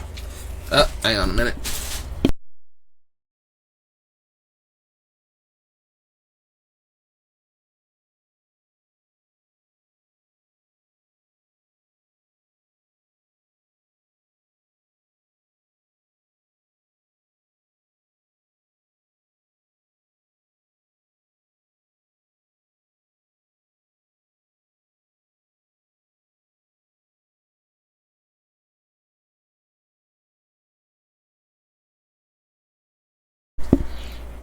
Alright, so Beseech the Queen. We will probably be able to search for a 3 or 4 drop early on, so that lets us fix for the mana. Searches up the cheaper cards to put things like the Entomb and whatnot to get them into our graveyard or the unmarked grave. Brain Spoil, it falls in the Transmute category, so it can only get cards of the appropriate casting cost. Prize might not be... We don't have enough Wizards, Warriors, whatnot to fill out the roster to get this thing down. Cruel Tutor loses you 2 life, puts it on top of your deck, costs 2 extra mana above Vampiric, and is sorcery speed. So probably not. Petition, we don't have enough instants and sorceries, I don't think, to ever get the triple black often enough. Bargain is god awful. Collusion is 5 mana. Herald is searching for the specific... there's Diabolic Intent. Tutor. Machinations. No. Herald is specific cards. As is Elvish Clan Caller. Search your library for a card... named Ember Goblin. Entomb we're already running. Gamble was already kind of in the price range of some of these. Gamble is cheaper than the other things, but Gamble is still like a $12 card, so if we're looking for much cheaper versions, like Gigantiform searches for itself. Lamaya is another one of the Entomb cards. Grim Tutor, like I said, I'm pretty sure it's still like over $5. So if we're really looking for, Imperial Seal is too expensive money-wise. Increasing Ambition is 5 mana. Infernal Tutor requires us to have no hand to Demonic Tutor for a card. Lily is 5 mana and makes us wait to draw it. Mastermind's Acquisition is just a slightly better Diabolic Tutor and is probably more like $1 or something. So, if we needed another Diabolic Tutor that's on the low end, I think Mastermind's Acquisition is like in the $1 to $2 range. Now that it's out of Standard, it might even be cheaper than that because, when it was able to get a card from your sideboard in Standard, like, that was a little bit relevant, so it was something, but I don't think it's anything now. We can't run that because it requires blue. Planar Portal is way too much. There is Profane Tutor.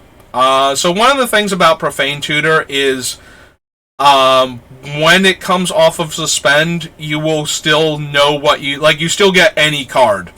So even if you don't want to get the card that you were going to go for with Profane Tutor, you still can go get what you need now, right? Like, you don't lock in what you're going to get when you suspend it.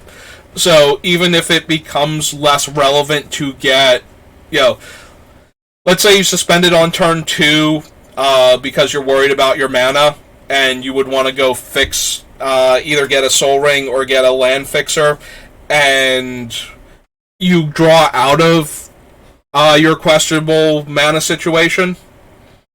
Profane Tutor is still playable at that point. I don't know if it's cheap enough, though. I don't know what Profane Tutor goes for. It might still be too expensive. But at least if it's not, it's an option that should be below, like the $28 on Demonic Tutor or the $37 on Vampiric. So you should still be able to get this cheaper than that. Let's see what other options we have.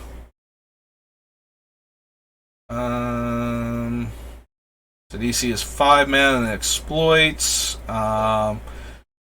Requires you to get a whole bunch of lands. This is 3 mana and then 4 mana. And Vampiric Tutor, Violent Tumor, Whisper Squad. We are the friendly version of the deck. It's possible we can Wishclaw Talisman and then give it to somebody else who is not going to combo off because we gave them a Wishclaw Talisman. This one is very dangerous, obviously, because you're letting other players Demonic Tutor. So if we are the problem, and they view us as the problem, they can tutor for something that answers what we're doing. So we have to be very careful when giving out Wishclaw Talisman. But it does kind of fit with the political build of the deck. And I don't think Wishclaw Talisman is still expensive, now that it's not in Standard. It might still be, though. So yeah, I think Wishclaw Talisman and Profane Tutor might be our best options to replace things like Demonic and Vampiric, just as mana cost wise and relative power level. If we don't have those, then it's going to be like it. Unfortunately, it has to be like Diabolic Tutor and the one from Ixalan, the Masterminds acquisition. Like, those might be the only options that are, like, financially super cheap, that will still function properly in the deck. But yeah, I think those are our only options then if we need to replace Demonic and Vampiric. That still let us get any card from the deck. The other things let us get, like specific cards like a creature or a land or something. And those things still tend to be pretty expensive if they're cheap enough, so at that point, we probably just want to go the Diabolic Tutor route. I did promise I would try and find cheaper alternatives for all of the expensive cards that we're keeping in the deck, and we are keeping some very expensive cards. Even taking into account that we're cutting, like, multiple $100 plus cards from the deck, and doing that relatively easily. Like, the dual lands have easy replacements, Wheel of Fortune has an easy replacement, but once we get under that price range, once we're cutting like $20 or $30 cards, which I acknowledge are still expensive to a lot of people. Like, Magic is a very expensive game, and we were going to have to cut these cards for price considerations anyway. I'm just not sure, like, where we want to go as far as we're saving the money. So now we're down to, like, if we cut these $20 and $30 cards, we're shaving the deck down even cheaper. But then we have to replace it with stuff that is not anywhere near as efficient. I think the political version of the deck can get away with that a lot better than the Cutthroat version. The Cutthroat version just wants to kill somebody outright by giving them a Leveler or an early Inverter or a Soul Gorger or take them out of the game for a while with World Gorger Dragon. So it needs those other cards that are cheaper in order to pull that off. But this version of the deck can afford to play a bit slower. It has, like, that kind of leeway to it where, I'm sorry, like, I tried to move the fan over so that it's not blowing near the microphone, because it does do that thing where you can hear it blowing when I talk because of the noise gate, and then it goes away when I stop talking, which is mildly annoying, but it's the summertime, and my god, has it been so hot back here that I can't afford to have the fan not on me, and having it slightly to the side so that I'm hoping the noise gate doesn't pull it up. Some days was just not viable. Like, if we don't have central air in the house, so if it's 80 degrees outside, sometimes it's like 85, 90 back here in my computer room, so I just need the fan on me.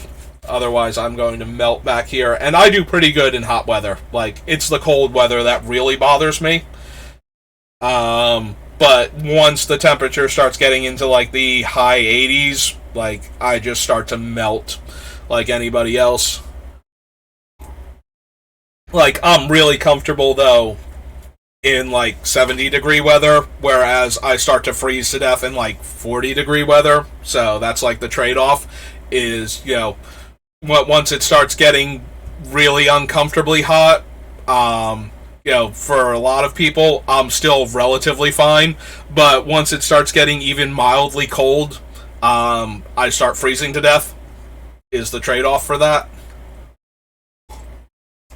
So, but yeah, with how hot it's been, and I know it's been hotter other places, that doesn't make it not hot here.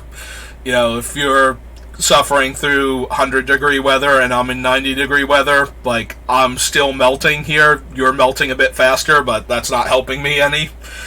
And I know a lot of people, like, when they start talking about how hot it is, there's always somebody who's like, oh, well, it's like 5, 10, 15, 20, 30 degrees hotter here. And it's just like, yeah, that's awful. And I agree you're worse off than me. That doesn't cool me down, though, knowing that you're in Death Valley and I'm, over here on the East Coast.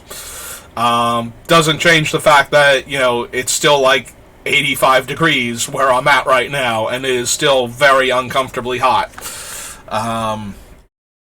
But there's always somebody in larger chat groups who's like, "Oh, you're at 30 degrees. Well, I'm in Russia, and it's like -10 here, -20. If I go outside and spit, my spittle will turn into a little icicle before it hits the ground." Yeah, you're way colder than I am. That doesn't mean I'm not freezing to death here. That doesn't help me at all. And it doesn't help anybody else who's in like freezing cold temperatures to know that there's another human being living like another 20 degrees below where we're at right now. But there's always somebody that's like that. So I'm getting a bit rambly now. I did want to check prices though. For the cards, because I did say I would do that for this deck. Go over some of the more expensive cards and what our options were. So we've done that now. I think I've given a very thorough discussion on the various cards, like what is easy to replace and what isn't, and why certain cards are easier to replace. Like, I very genuinely believe that a lot of the power in Demonic and Vampiric Tutor is in their casting cost.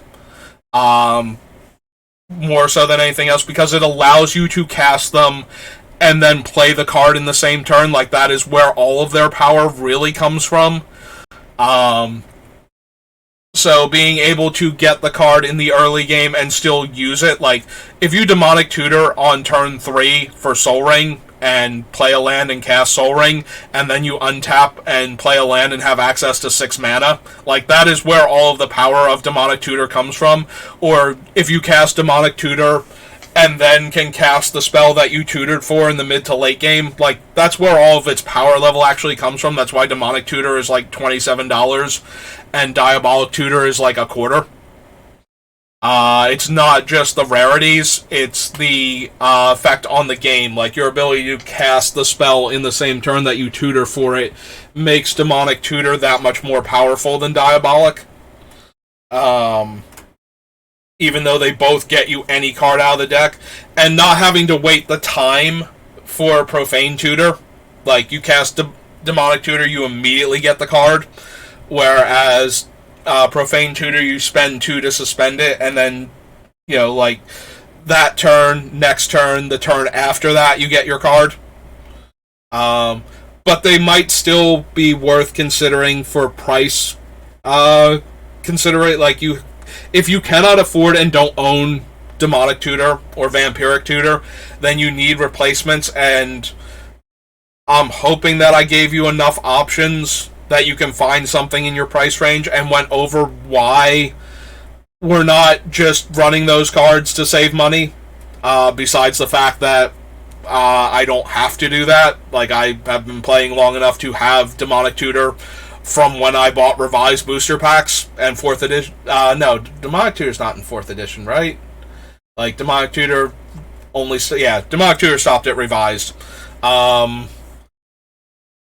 So we have, I think I've given enough other options and gone over what their flaws are and like what you should consider and what options you have while playing them because you're losing out of some of the versatility on the card by going with a higher casting cost, for example.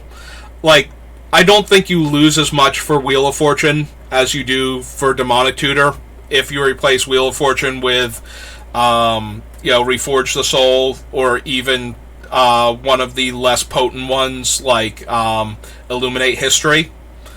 I think you lose out a lot more by replacing Demonic Tutor with Diabolic Tutor than you do replacing Wheel of Fortune with even Illuminate History.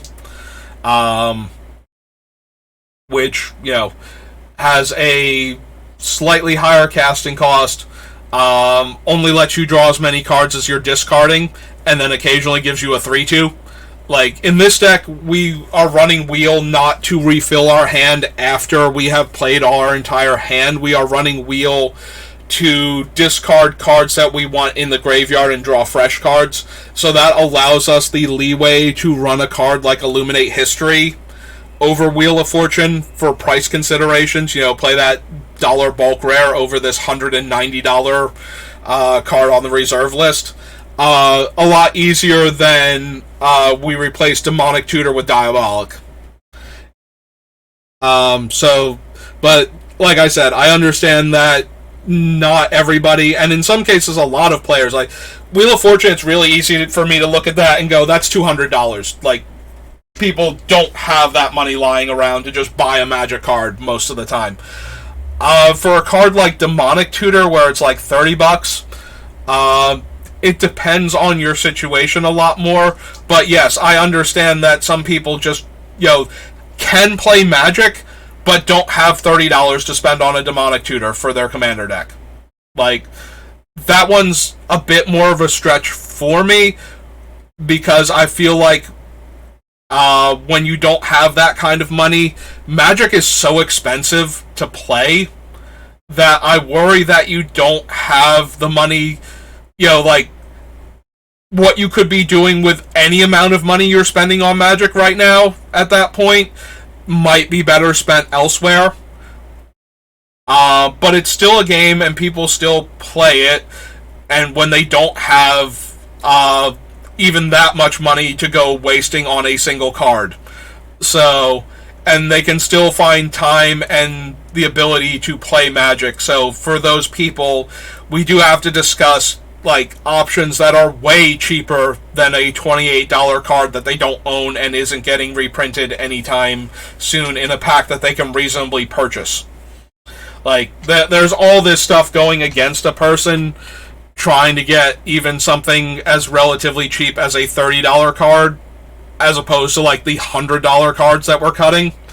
That they can still play Magic, like, and still play Commander, especially in a group with a varied power level, and still have fun playing Commander.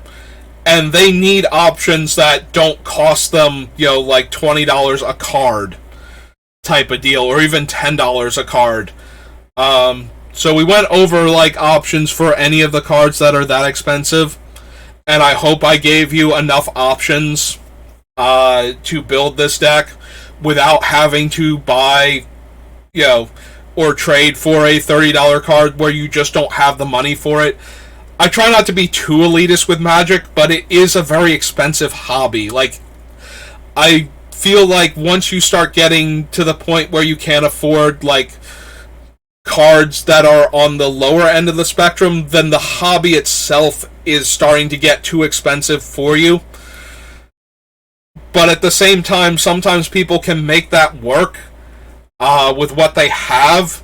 And I don't want to tell you that you can't play Magic because you managed to cobble together a deck that is probably, has gotten to the point where now it's probably worth like $70 or $80, but you did it over time and by focusing on the cheaper stuff that you could acquire to make the deck a little bit better and to be able to play with your friends, just to show up at a place and play Magic for a few hours. like, you don't need to always be spending money on Magic, and you don't need to have the most expensive cards. And in a game like Commander, in a format rather like Commander, where you can play people all across the spectrum of Magic, and it is a casual game, you can still win games, and you can still have fun not winning games with a deck that doesn't cost, like, it's 100 cards, and the value of the deck is less than $100, right? Like, you can still do that.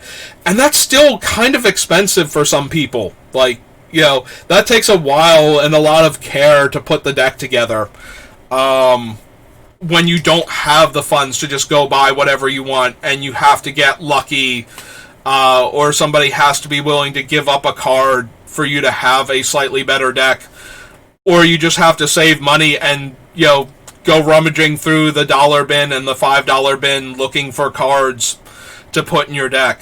I hope I've given you enough options where you feel like if you had the Beamtown Bullies and you can afford to, spend like $5 or $10 on some of the cards that you didn't have for this deck, I hope I've given you enough options where you can get, the core for it. You can pull the Soul Gorger Org out of the dollar bin rare and the Leveler and whatnot and put this deck together, more or less. I hope I've given you enough options for the really expensive cards so that maybe you can pull a couple more cards out of the dollar bin and put this deck together and run, have the basics of the deck and run it.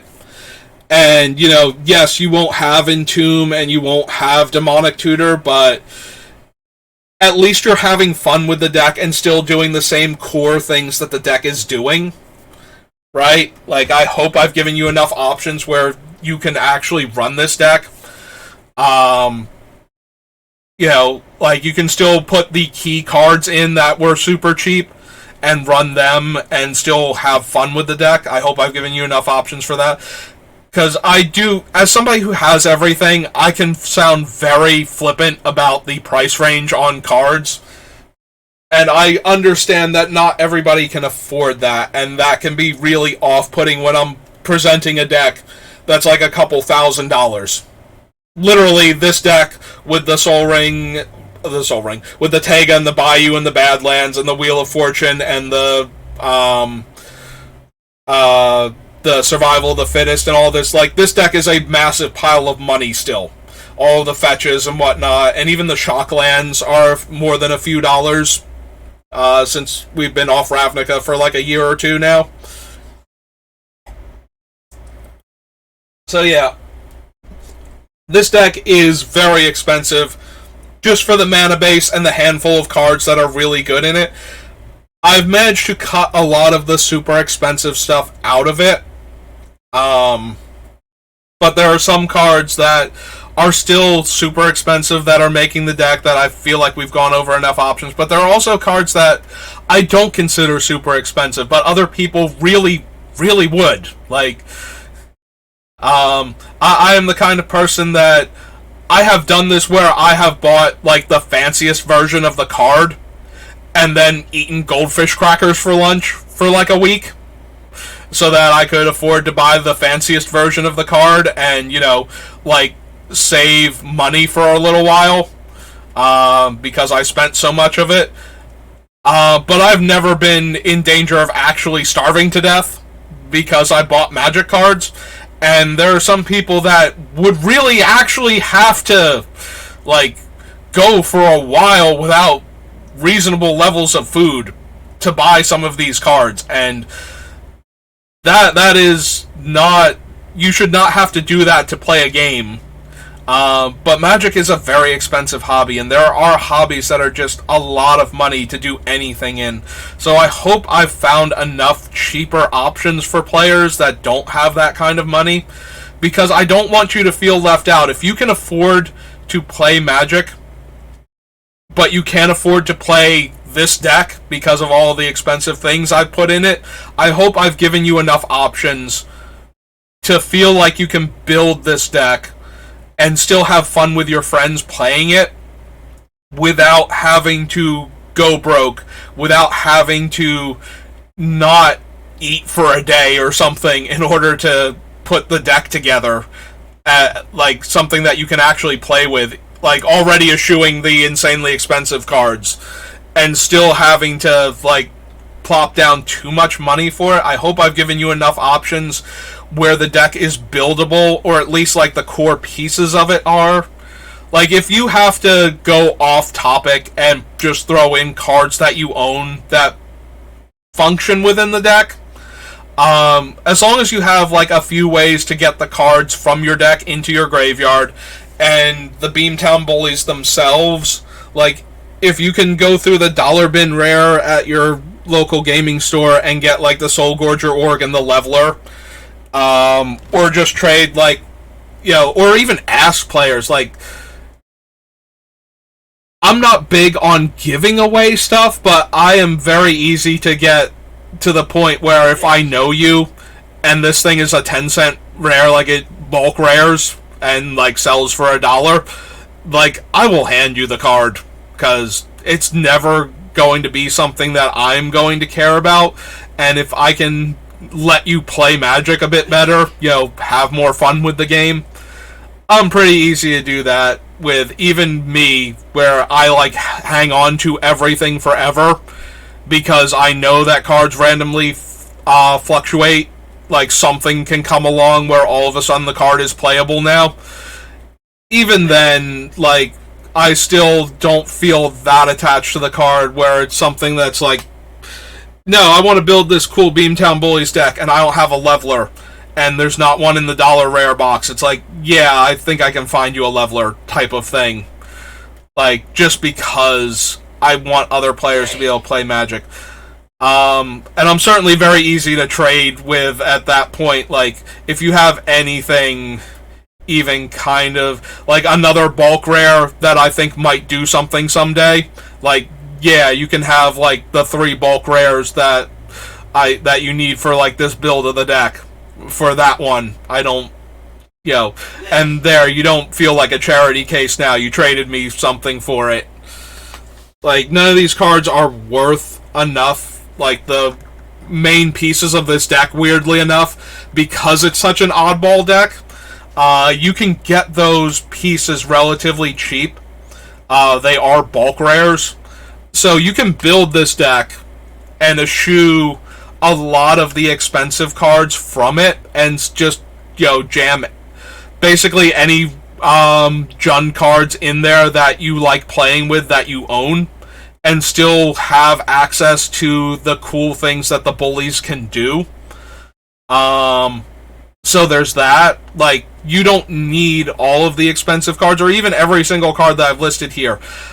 If there's one thing I can tell you about this deck, it is that the one thing that it does that's really cool is it gives your opponent, like, one of the bad creatures, and then they explode.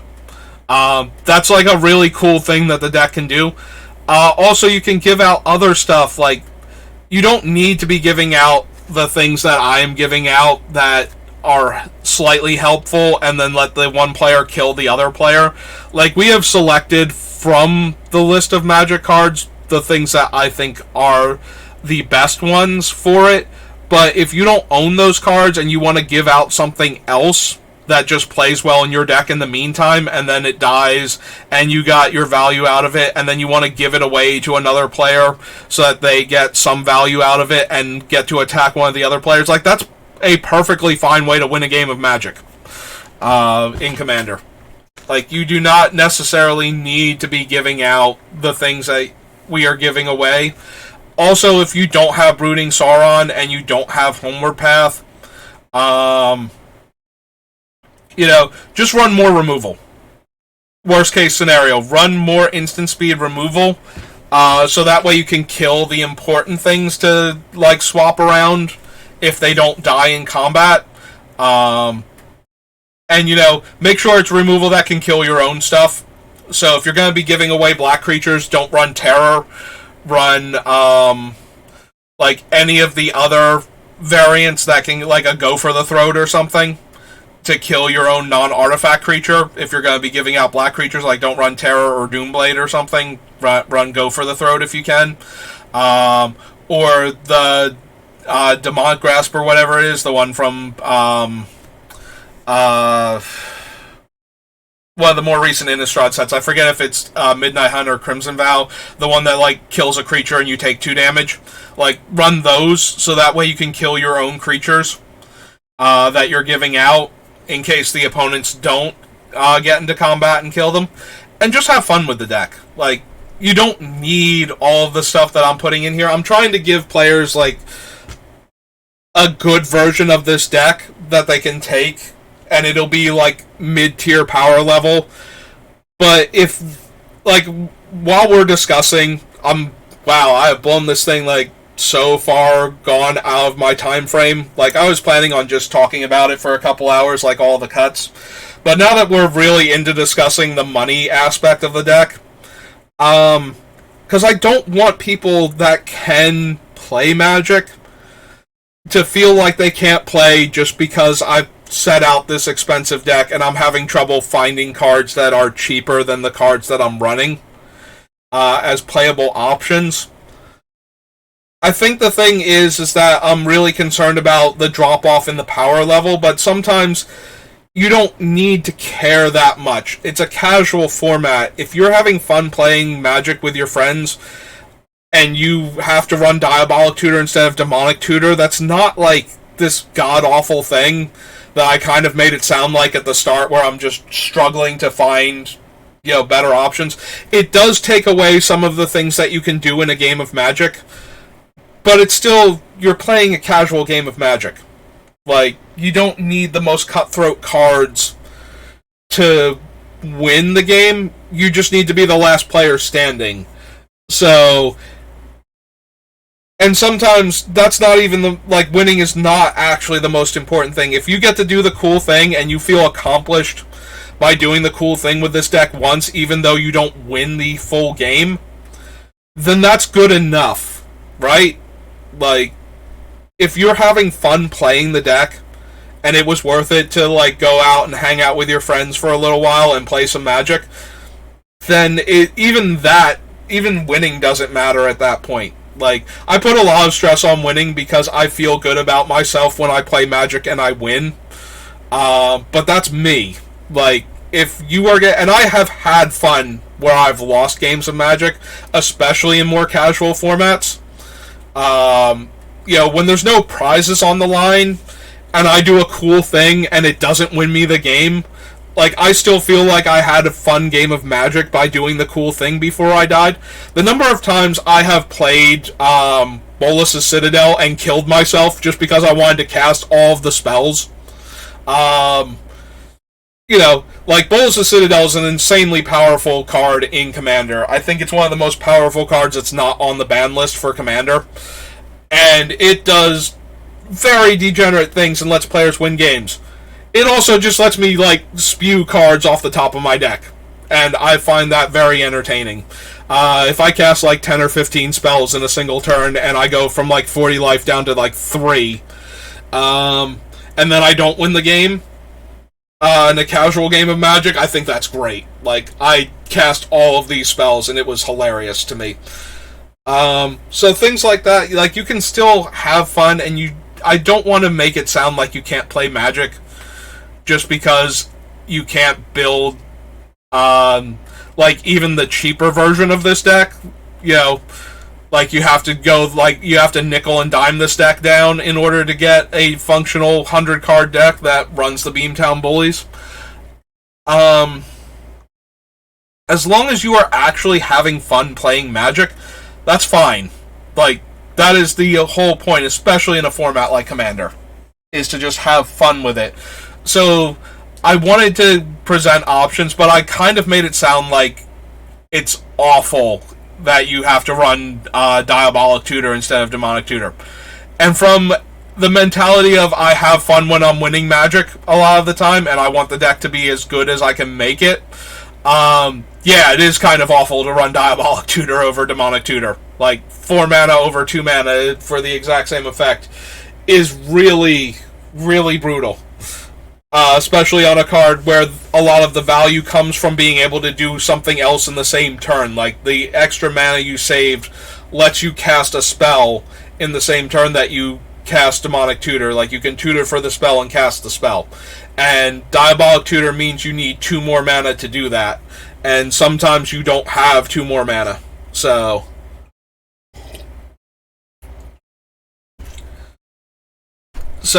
but Demonic Tutor, as a $28 card, pushes itself out of players' reach because of that.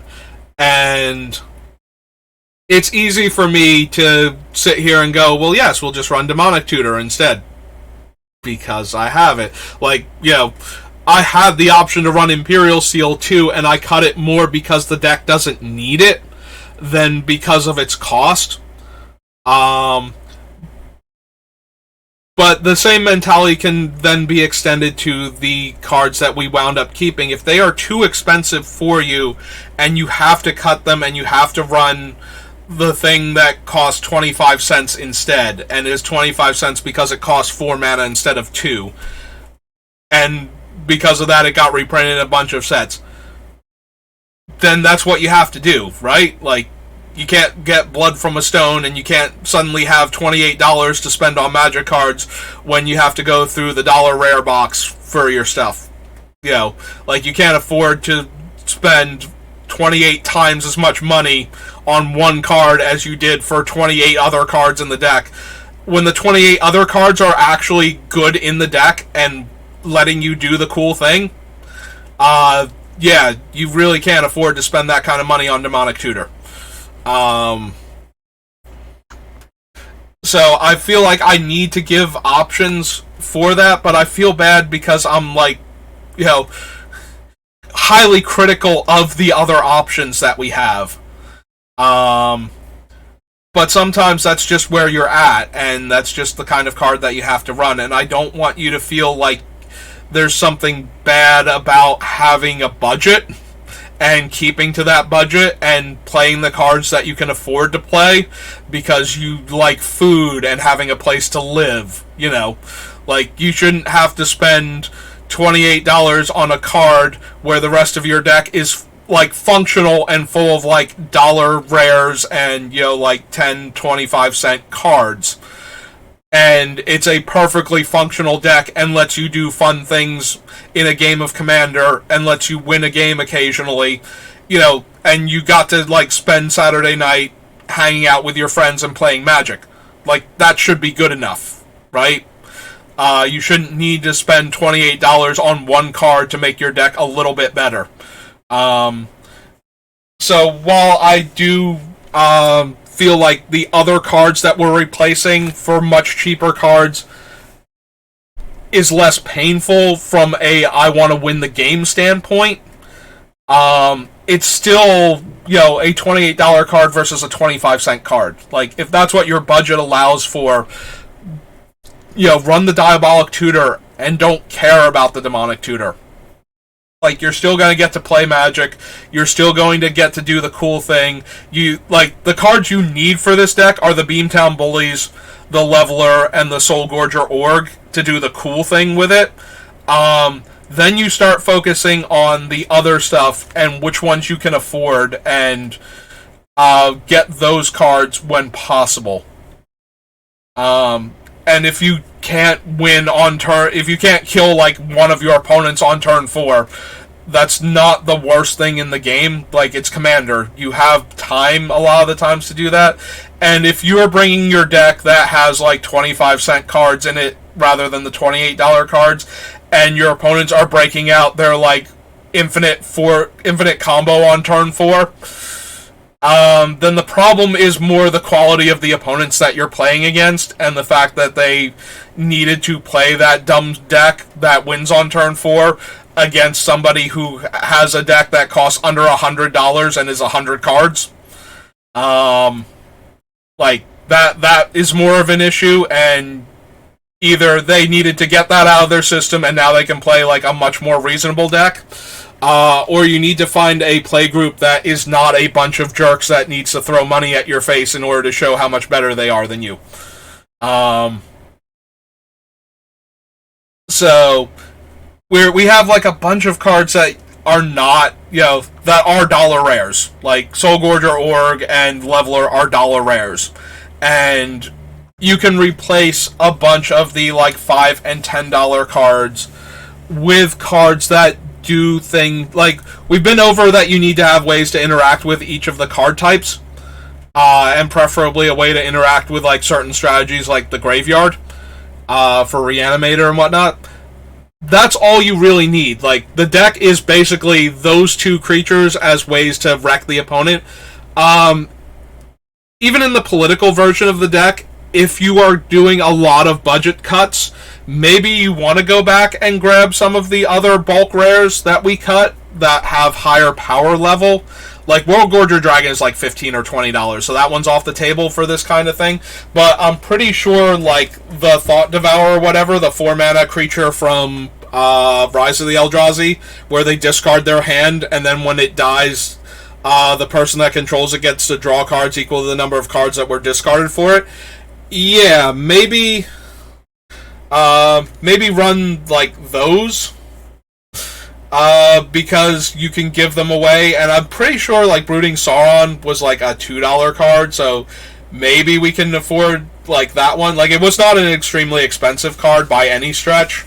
I think it was around $2, so maybe you can even find that one in your bulk rare box at the local gaming store and pick it up for, like, $1.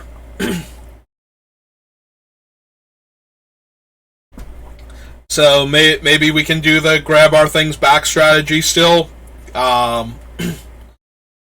even without Homeward Path. Like, I think Homeward Path is like $5 or $6, and if we're being like super budget about this, then Homeward Path is off the table too. But I'm pretty sure we can find Brooding Saurion for a couple bucks. So yeah, we can still do this deck and still do the cool thing without, having to spend $100 on the deck, we don't need to buy like a $28 card for it in order to do the cool things. We do need to find some of the cards that kind of do the thing. So I'm pretty sure Gravebreaker Lamaya is a bulk rare. Corpse Connoisseur isn't even a rare, so that one should be relatively easy to track down. So we just need to do like a few more cards like that will, we can get around the survival and the Fauna Shaman and whatnot. Play cards like Cemetery Tampering, I'm pretty sure that one's a bulk rare. So that way you can just self-mill a bunch. And then we just need to track down a couple of the cards that are not expensive but really make the deck tick. Like the Thought Gorger. I forget how much the Inverter was, because I think the Inverter got banned out of the formats where it was doing its really cool thing where you were just like Jason Inverter and invert your own deck, and Oracle and whatnot, Oracle Thassa, and the Jace that Weaver Mysteries or something, like the rare one from War of the Spark, where if you have no deck, when you draw, you win the game. The Lab Maniac Jace. So, I think Inverter got banned out of those decks. Like, the Inverter itself got banned. So that way the other cards were still playable. Because the Inverter is how you are having no deck all of a sudden. For these cards to win you the game on the spot. But, we could probably get him cheaply. And throw him into the deck. Maybe not, though, because he used to be part of a good deck. But yeah, we want to find the ones that are not like $5, $10, $15 a card, and replace the cards in this deck with those. But I think we have enough of them where you want the effect, not necessarily the card. And there are plenty of cards that do the effect a lot cheaper that are in the same casting cost range. Like, Noxious Gearhulk is a mythic, so he might be a couple bucks. Shadowborn Demon, though, I don't think is. And I'm pretty sure he's a bulk one at that. Noxious Gearhulk is slightly better. Commander players will be more interested in a Noxious Gearhulk than they would be a Shadowborn Demon. And if both of those are off of the table, Lurking Chupacabra. Or Ravenous Chupacabra. Sorry, Ravenous, not Lurking. is a 2/2 that does basically the same thing. So we just need something that fits for what we're taking out. But a lot of these things we can take out stuff for and replace it with like commons and uncommons. So I just, like I said, I feel bad. I feel like I kind of went off kilter a bit with trying to not replace like a $30 card with a 25-cent uncommon. And I made it sound like if you're not bothering to get at least like $20 and $30 cards, that this isn't the deck for you and I'm not the person you want to watch. And that's not entirely true. There are people, I think, who are better at helping build budget decks that you can watch, that because that is their focus. Like, I am not focused on budget builds. I want to build a deck that I'm more concerned about power levels of the deck. I want to build something that I feel comfortable assembling and taking to where I play Magic at, and feel like it would be a good matchup against the other players there. More so than that I care what the price range is, because, you know, I have everything. I'm not worried about having to acquire the card all of a sudden. And while it's really easy to look at the things that are, you know, like $300-$400 and go, nobody can afford that, it's really not fair to the players that can do stuff with what they have to go, oh, you don't have this $28 card and you have to play a 25-cent version of the card and it costs twice as much mana because of that. Like, I don't want you to feel like I hate you for that. Does that make any sense? I don't want you to feel like you're not welcome at the Magic table because you can't afford a Demonic Tutor. I'm more sympathetic to the fact that you don't have Demonic Tutor and have to run Diabolic Tutor than I am offended that you brought Diabolic Tutor, like a deck with a Diabolic Tutor in it, rather than a Demonic Tutor. And I'm worried that I came off more the latter than the former because of that. Like, yes, I am very elitist with Magic because I have everything. And I do say a lot of things, most of it tongue-in-cheek, about, you know, like, I don't like Standard because it's worse than, you know, the card pool is smaller, so, like, Standard is worse than Modern, Modern is worse than Legacy, Legacy is worse than Vintage, and Vintage is worse than Commander, because, you know, I like each one of the formats expands the cards that you can run in it. So I like the formats where you can run everything because I have everything and I want to just run all the cool things. But I say that mostly jokingly. Like, I get very bored in Standard very quickly if you make me play Standard, because there are only so many decks that you can run. And the trend continues, but slightly less as you expand the format and you add in more cards that can be played. Like, Standard tends to be like 1 to 5 decks that are fully functional and can win at any given point in time. Depending on, like, the mentality of the players and what's getting run. But when you play Standard, I feel like you run into that one deck an awful lot and the other decks the rest of the time, and you almost never run into anything else. And the wider you make the card pool, the more likely you are to run into niche decks that can function in the format and have good matchups against a bunch of the other good decks. But aren't themselves like tier 1, but they have like acceptable games against those decks. And the wider you make the card pool, the more likely you are to run into something really weird that functions, though. Whereas, like, Standard has the smallest card pool, so you are most likely going to run into those decks. So I tend to like the formats that are more wide open. I also love Limited because even if the archetype is good, what you got for the archetype might not be, or what you had access to, so you have to play other things, and you have to play against other things sometimes. Like, it's what was opened, not what is in the set, that determines what your games of limited look like. So that's why limited is like my favorite format by default. It also, I think, is the format that most rewards skill over, like if you play standard and you don't have the cards for one of the decks, then you just can't play that deck. Like, if you can't acquire them, you can't play that deck. So it doesn't matter how good you are at Magic. If you don't have the cards, you can't play the deck. With limited, you open the cards right there. So you have the cards. Like, whatever you pick is what you have. So the money is not the limiting factor. So there's a certain amount of luck that goes into it. But limited, I feel like, rewards skill more so than constructed does.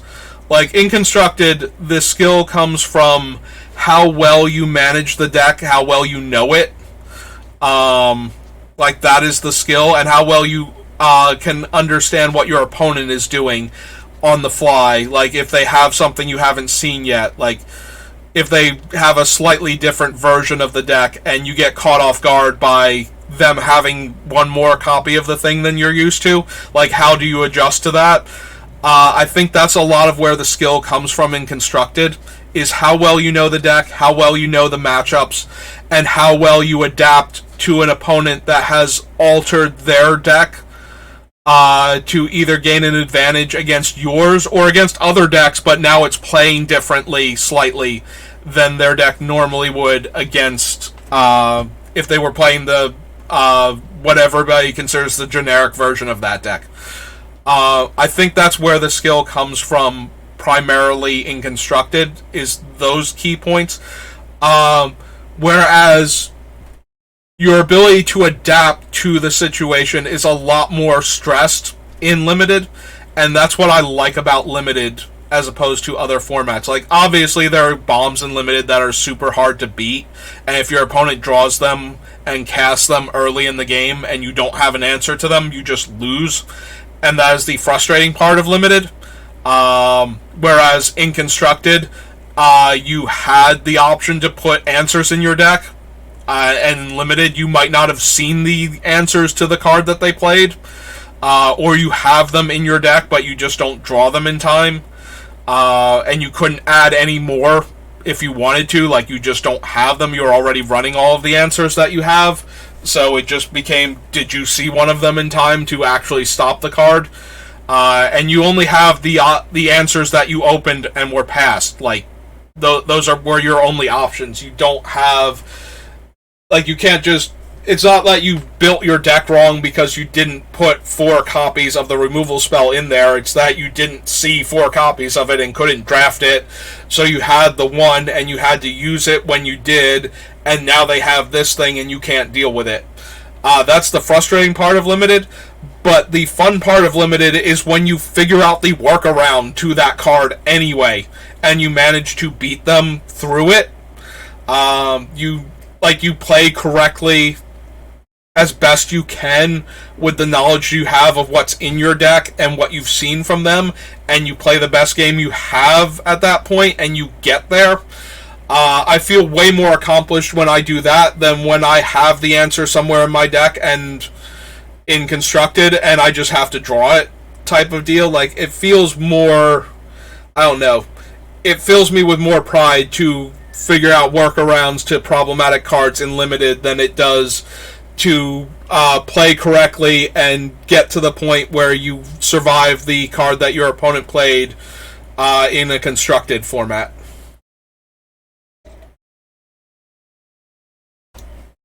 Like, alright, so how long have I been up right now? Has it been 2.5 hours? I feel like it's been like 2.5 hours.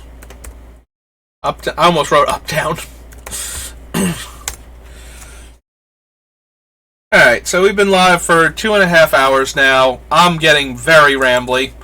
And this time, you can actually hear what I'm rambling about. So that's a marked improvement over the previous attempts. So, so this has been my build of Beamtown Bullies, and my recommendations for budgetary concerns with building the deck. I hope you've enjoyed it. I hope that you actually get to hear this. I'm 99.9% sure. I went to my own channel so that I could make sure that I was hearing the audio from the channel, from the stream, before to make sure it was actually working. So hopefully I haven't accidentally cut out my mic at some point in time. According to this, it's still up here as an option, though. Like, it doesn't have the same notations that it did when I accidentally turned my mic off. Like, I accidentally unplugged it and couldn't realize it because I couldn't see anything. So yeah. So this has been the Beamtown Bullies build. I hope you've enjoyed it. The next thing I'm going to be working on, I did mention this when you couldn't hear me before in the other video. The next thing I'm going to be working on is Miracle. Miracle is only going to have the Cutthroat version of the deck. Miracle is an absurdly powerful commander. His effect, he's a 7-drop in white, green, black. Sorry. He's absent colors. He is one of the gods of death from Forgotten Realms. He himself was killed during an event, I believe it was called the Time of Troubles, where several of the gods, in fact, I think all of the gods in Forgotten Realms became temporarily much more mortal than they normally were. And a bunch of deities wound up getting killed, and a bunch of mortals wound up becoming the replacement deities. So, like, Miracle was a death god that got replaced by Kelemvor. Like, I have played D&D, and I have had campaigns set in the Forgotten Realms, but it's been a while, so I might be confusing certain facts. But Miracle was one of the evil gods that wound up getting killed during the Time of Troubles. Along with Bane and Baal, who are also in this set. And Bane wound up resurrecting himself, so he is still the god of tyranny, but Baal, Lord of Murder, and Miracle, Lord of Death, were both killed. So they show up in this set because that was like a major event going on in Baldur's Gate at the time. Was the time, like during the Time of Troubles, was that these deities in mortal form showed up and started doing like crazy stuff and wound up getting killed. So Miracle, as a creature card in Magic, whenever one of your non-token creatures dies, you can exile it and make a non-creature token copy of it that's an enchantment, instead of, like, it loses the artifact and creature and subtypes, and if it was an animated land, that goes away. If it was an enchantment creature, it comes back as an enchantment non-creature. So if a creature dies while you control Miracle, you can exile that creature from your graveyard and make a token copy of it that's an enchantment, not a creature. And if your life total, I think, is less than half your starting life total, Miracle is indestructible. He is a 7-drop. I forget what his stats are. I think he's a 4/4 or 5/5, somewhere in that range. But Miracle is obscenely powerful. There are so many, like, just value engine-wise, if you have a creature that comes into play and draws you a card, and then it dies and it becomes an enchantment that draws you a card, there's a lot you can do with that, just that. But there is also the idea of changing the card from a creature into a non-creature allows for certain things that you can't normally do with creatures. Most notably, and one of the things I'm very interested in doing with this deck, so enchantments can still be tapped. This doesn't come up a lot, but in Future Sight, there were enchantments that had tap-activated abilities. Like, enchantments can become tapped to pay costs, as long as the cost is either tap this permanent to activate the ability, or tap an untapped permanent of this type to do the ability. So enchantments can be tapped to pay for costs. So the creatures, there's a cycle of 5 creatures from Shadowmoor or Shadowmoor block. I believe it's Shadowmoor itself. That we can run the 3 of them that fit the color requirements for Miracle. So the most notable one, and the one that everybody has probably heard of, is Devoted Druid, which is a 0/2.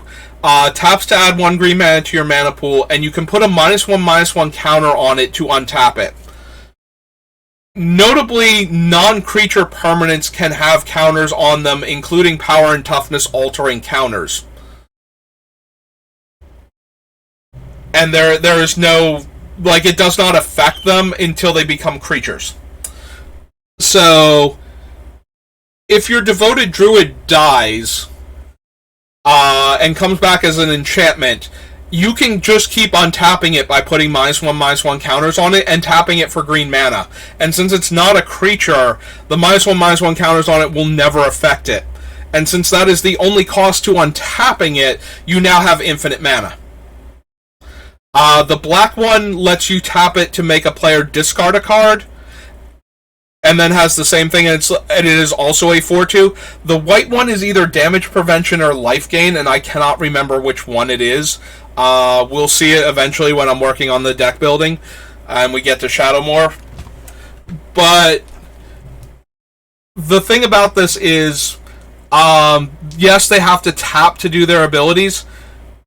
They don't have to be tapped to put the -1/-1 counter on them to untap them. It's just if they are tapped, they become untapped. But untapping them is not a cost, it's the effect of the card. So, you can cast them while Miracle's in play, activate them twice to untap themselves, causing them to die, and then put them directly back into play, and now they're not creatures, so now they're not summoning sick. So you can immediately start tapping them. So as long as Miracle is in play to do this trick, you can make infinite mana or discard every opponent's hand 1 card at a time, or do whatever the white one does. Like I said, it might be life gain, so you might be able to gain infinite life real quick. It also might allow you to just prevent damage forever. Because I forget which one of the 2 abilities it actually has. But because you can keep doing this, and you can keep putting counters on them as the cost to untap them, you just get to do this forever. And it's almost impossible to interact with it either. If your opponent is not using split-second cards that destroy enchantments, you can always respond to almost anything they are doing with putting the -1/-1 counter on the creature. The only opportunity they have to stop this involves exiling the card from the graveyard, I believe, before Miracle can do it. I actually have to see Miracle's game text. Let's pull up Miracle real quick. We'll go all the way back. So it's Myrkul, I believe, is Miracle. As long as your life total is less than or equal to half your starting life total, Miracle, Lord of Bones, is indestructible. Whenever another non-token creature you control dies, you may exile it. Okay, so this is a trigger from Miracle.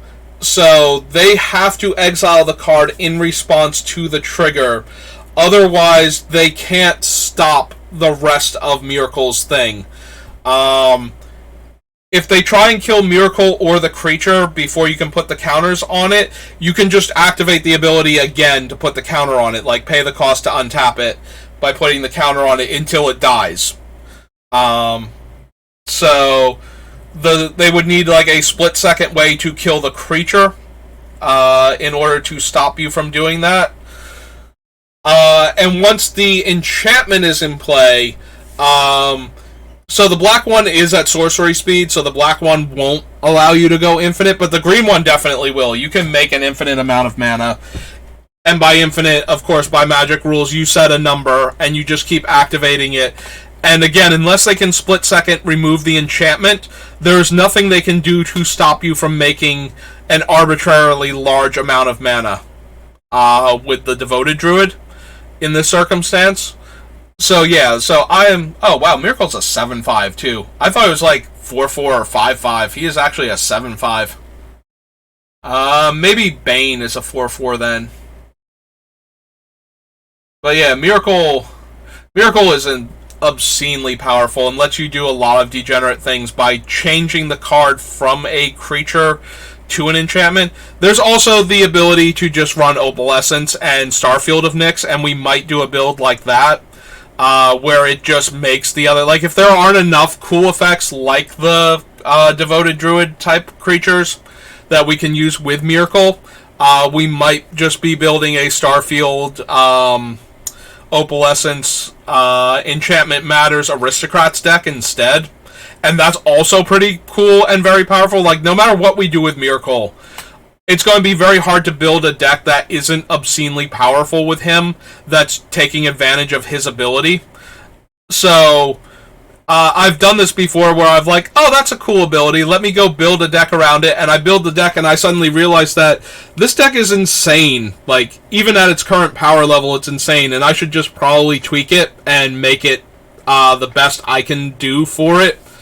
Miracle might wind up being on the edge of competitive, like, where you just need to make adjustments for how competitive commander decks work, to make sure he has answers to, like, certain strategies that show up a lot more in there. But Miracle himself should be very easy to make into a competitive deck. So whatever I wind up building with Miracle is going to be towards the top end of what I build. So yeah, I'm very excited to build Miracle. I was very excited to finish the Beamtown Bullies too. I've had a lot of fun. Obviously, I'm pretty sad about the 4-hour video that I lost the audio for. But we've done a good enough job of making up for that now, that I feel like I'm okay with where we ended. I really wish we had started Miracle today, but I want to send off the Beamtown Bullies properly. And it's not that I wanted to be done with them. Like, I want to build Miracle more than the Beamtown Bullies. It's that I wanted to have my first deck done. I wanted to have... Like, I set out with the idea for this channel, like, what can I do that I don't see anybody else doing? And one of the things that I saw a lot of that nobody else was really doing was... people show completed commander decks a lot.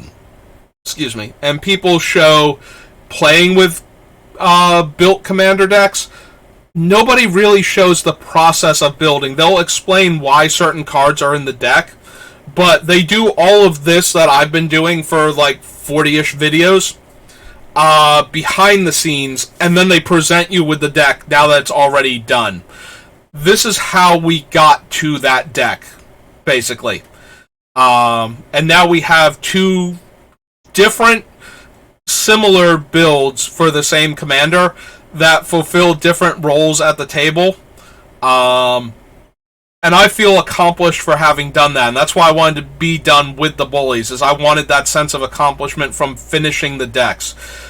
Because I think we really did build two very interesting and very different, despite the overlap in the cards, builds for the Beamtown Bullies, which I think helped show the versatility of the format and a little bit me as a deck builder, which I was hoping would create, like, I wanted something that was unique, that no other person that I was aware of was doing. I'm sure there are other people that are building the commander decks one card at a time in front of people, but I have not seen them yet.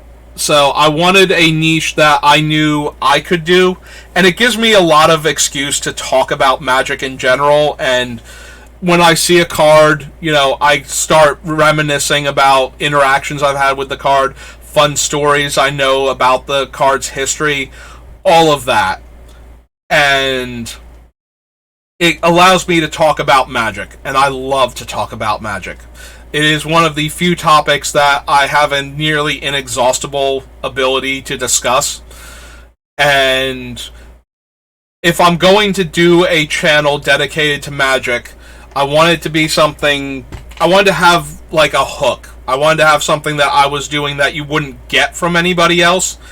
And I think this is the best thing for me. Like, I love Commander as a constructed format. It's probably the only constructed format that I genuinely enjoy playing a lot. Whereas the other thing that I love about Magic is limited. My preferred way to play Magic above all else is draft. But there are so many people that draft Magic all the time on all of the available things like YouTube and Twitch and everything else. So there is nothing that is particularly special about me doing the draft other than that it's me. And if you don't, if I don't gel well with you at first, you might turn on one of my drafts, watch it for a couple minutes, and then just shut it off. And that's all the attempt I'm ever going to get to make you like me as a streamer and as a content creator. But with the deck building for Commander, I get to just talk about Magic for hours on end. So, unless you hate the sound of my voice, you might actually find something worth listening to as I'm going through this. Whether you're here for the actual deck construction or you just like Magic in general, I will probably say something that you will find interesting if you give me enough time. Whereas if you're coming to me to watch me play Limited and I punt a game away in the first round, it's like, oh, this guy's an idiot. Which, Magic is already a really hard game, and trying to narrate all of my process while I'm playing Magic helps the tunnel vision a lot, where the things that already make you mess up games because you're too focused on one aspect of it and you're not seeing another one. Holy God, does it work way worse for you when you're trying to narrate on top of that. So yeah, I knew that I would play Magic worse than I already do by trying to explain everything while playing.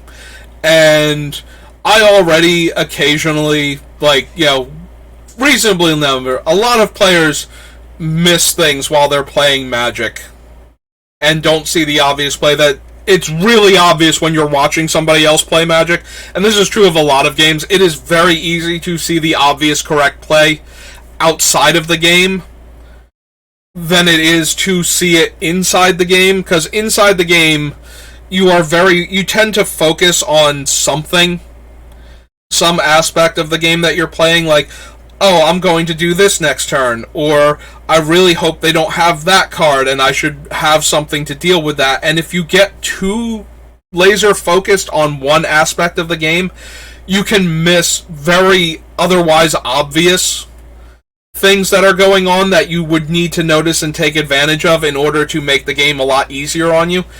I have games where I've drafted that I've won where I thought I was going to lose, even though it was painfully obvious that I was going to win that turn, because I didn't think I was one of the first drafts I did that I recorded was for the Chromatic Cube, towards the end of it, and I had a game where I made a misplay early on, and my opponent capitalized on it, and we wound up with a board state where we both had Niv Mizzet out, where whenever a player plays an instant or sorcery, you get to draw a card, and when you draw a card, Niv deals a damage, and I wound up winning by decking the opponent because they could not draw the card.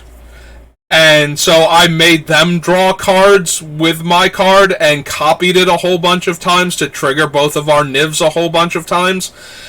And it was super obvious that I was going to be able to deck them if you were watching me, and you know what all the cards do. But in my head, I was so focused on the fact that I'd already nearly punted this game away and made it so much harder for me to win by forgetting how Emil, the legendary unicorn, worked exactly, that I was just so zoned in on how I had been losing this game that it was not immediately obvious to me that I was about to kill my opponent. And I'm sitting there going, I don't think I have enough mana to do this, and then I easily crush them. by just trying to do the thing that was the correct play at that point, and realizing that it was all going to work out. But at first, I'm just like, I don't know if that's good enough. It's like, yes, obviously it's good enough, but I was so laser focused on how I had failed up until that point and trying to salvage this game that I'm narrating as though I have no chance of winning when I have every chance of winning and I just need to play it correctly. And that can be really frustrating for players watching me because, like I said, it's very easy to see the correct play a lot of the time from the vantage point of the outside observer than it is to see it when you're trying to actively play the game and keep everything straight. That will be a turnoff for players. Like, they immediately think that they're a better player than me and that watching me has no value at that point because I make stupid plays. But the truth is that everybody does that. Like, even the highest level players of Magic can make those mistakes because they get super focused on one thing in their game. And they don't make them as often. That's why they're the high-level pros. But, you know, they still do make those mistakes. And players do win or lose thousands of dollars by the one mistake that one player makes during a game a lot of the time. And so to expect me to be perfect is kind of unfair, but at the same time, whenever I make a misplay that makes it look like I'm, you know, not as well versed in Magic as I actually am, it puts casual observers off to watching me because they think I have less to offer them. So the Commander deck builds allow me to showcase my knowledge of Magic better than playing Limited and trying to demonstrate my skill in Limited while entertaining the audience or trying to impart information on them also. It's just an extra layer of distraction that makes it harder to win the games of Magic that I'm playing. And I think that overall, while I did do very poorly during Baldur's Gate, I think I did an okay job, especially for somebody who's new to doing this, of explaining where my head is at while actually playing the games and winning the games, despite the fact that I very clearly make very obvious and obnoxious mistakes during those drafts. So, and I've seen the analytics for my videos. My drafts get way more views, but the amount of time spent watching the drafts doesn't equal out to people. Like, they turn it on, they watch me for like a couple minutes, and then they turn it off. So already they are either annoyed by the way I talk, or something about the vocals, or something about the quality of the stream is already like, oh, I can't watch this is awful, and they bail on me. But that means that the people that make it through, like, so that the average becomes like half the length of the video or a quarter of the length of the video, means that they get to a point where they see me do something stupid in one of the early games, and then they're just like, oh, well, I'm out now. Like, I don't know that anybody is watching my videos all the way to the end, especially the drafts. But the drafts get more, like, people trying to watch me. So, in that regard, they are at least getting me more foot traffic to my channel. So I still want to do them also. But this is the thing where I feel like I have an underserved niche that I can do that would let me talk about Magic for literally hours on end. And that ability to do that is what will help me connect to a potential audience. I would love to be a streamer. Like, to just talk about Magic and to play games in front of people. And Magic is one of my favorite games to play. Like, this will, even if I do actually do something with this channel where it becomes part of my life as opposed to something I just do for fun. Um, it's always going to have Magic content on it. Maybe if I can get to the point where I'm not, I don't have to go to a job. Like, I have to sit down here and stream, that becomes my job. I'm going to start playing a lot of other games also. And, just being myself and interacting with the audience. But Magic is always going to be something that I'm going to do on this channel for as long as I can do anything Magic related. Like, I have to get, I have to get banned by the DCI for something or whatever. The DCI doesn't exist anymore. I have to get banned by Wizards from all official Magic stuff before I would ever get out of Magic. Basically, like, on some level, I am always going to be involved in Magic the Gathering. I've been playing this game for nearly 30 years. Like, I started about a year after the game came out, roughly. And, like, I started late summer of 94, whereas the game came out. Apparently, it came out closer to October, or maybe that's just when they're celebrating the 30th anniversary, but I could have sworn that the convention was in, like, late August or something, or mid-August, when they did, like, the Gen Con where Magic debuted. But, whatever. I've been playing this game for, 29, almost 30 years now. I'm not going to stop playing Magic anytime soon of my own volition. So, Magic is always going to have a place on this channel for as long as I am doing stuff. I don't know that they could ever do any... Like, they've done things that I don't like. There are certainly aspects of Magic the Gathering that I dislike. But that has never been enough to sour me so hard on the game. And believe me, Wizards has been trying to do stuff that make me sad about Magic and worried for its future. But I do love this game. And even through all of that stuff, Magic has survived. And I think Magic would survive even if Wizards stopped making it. I think Magic would survive for, like, literally years, probably decades. Maybe it will exceed my lifetime. Like, even if Wizards stopped, like, Dominaria is canceled, no new sets are coming out anymore, we're done.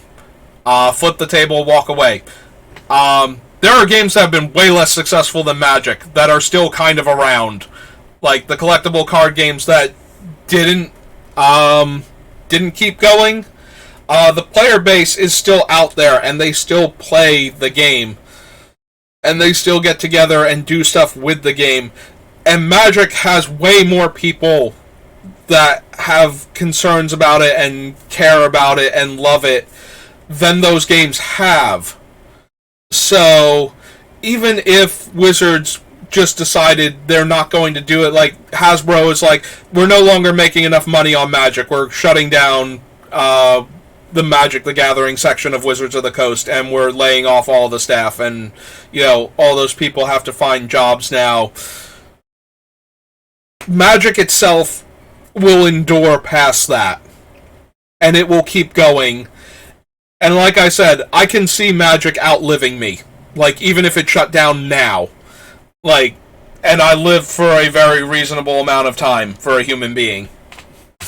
I could see the game going decades and decades past me. I could see Magic still being around to celebrate its 100th year as a game, even if it stopped now. Because the game has the qualities that draw people to it. Collectible card games have a bunch of different aspects that draw people to them. Everything from the deck construction, the individual cards, the artwork, the flavor text, the mechanics, and the collectible aspect of it, all trigger different parts of our psyche to respond to the game. And there's usually something that triggers a positive response in a lot of these types of games.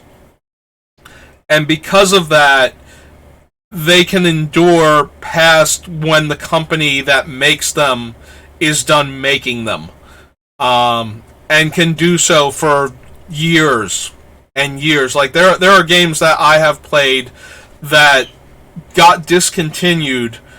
I still have the cards for them, and I see them like every once in a while. I will see them on eBay, and people are still buying and selling them and trading and collecting them.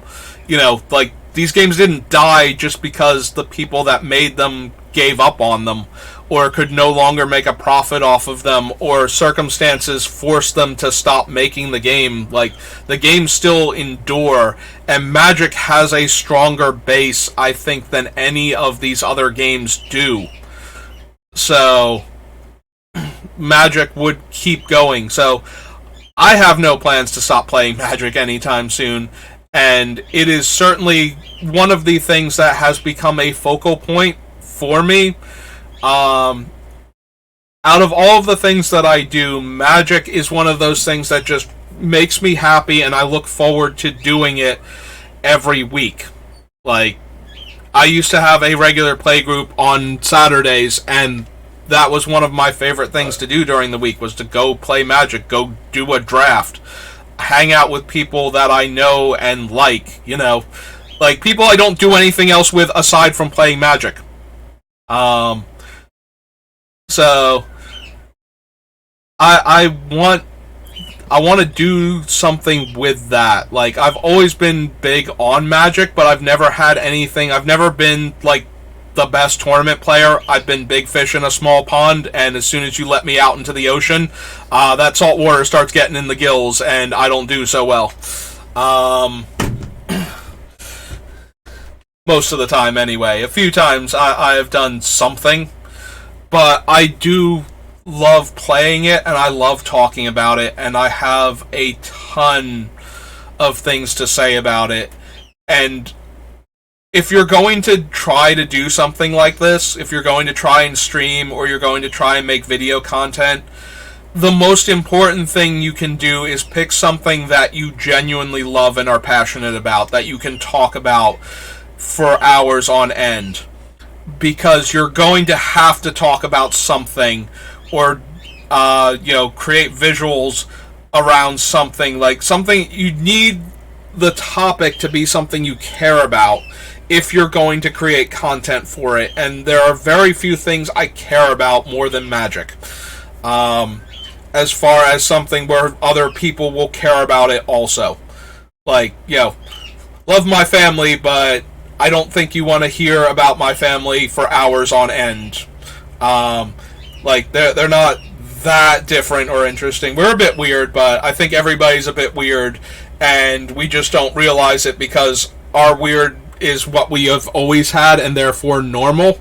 And everything that, doesn't diverge from that is what we consider normal to begin with. So, yes, I can probably come up with some interesting stories about my family, but, just because I care about them more than Magic doesn't mean that most people will. While a lot of people have a very, at least casual knowledge of Magic and can be, like, pulled in by the offer of lots of, like, a lot of the things I have to say about Magic, as opposed to, I have, like, a mildly interesting family. If you got stuck with me at a bus stop and I suddenly felt the need to tell you my life story and all of the stuff that happened to me, you might find some of it interesting, but,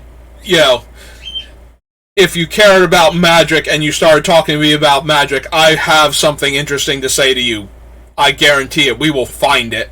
We will find that one topic where my knowledge and your interest in Magic overlap, whereas the general human experience, I might not be as relatable to you as I am as a person with a ton of knowledge about Magic can relate to you as a person interested in Magic.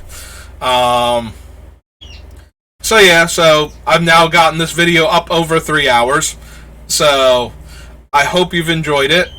I am Saber. You can find me on Twitch, YouTube, and Twitter at SBR_BLD. and I will be more than happy to talk to you about Magic in the future.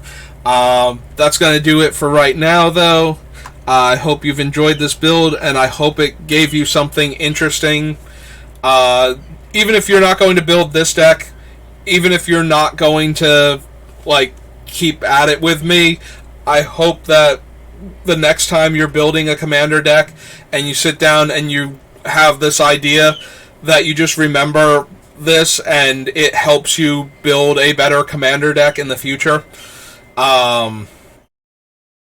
Even if you don't go through it the way I did, if it helps you to think more about what you're building and make better decisions and have more fun with the game, with the decisions that you make and how much better your deck plays, I'm thrilled with that. So, I'm going to end the video now before I start rambling again.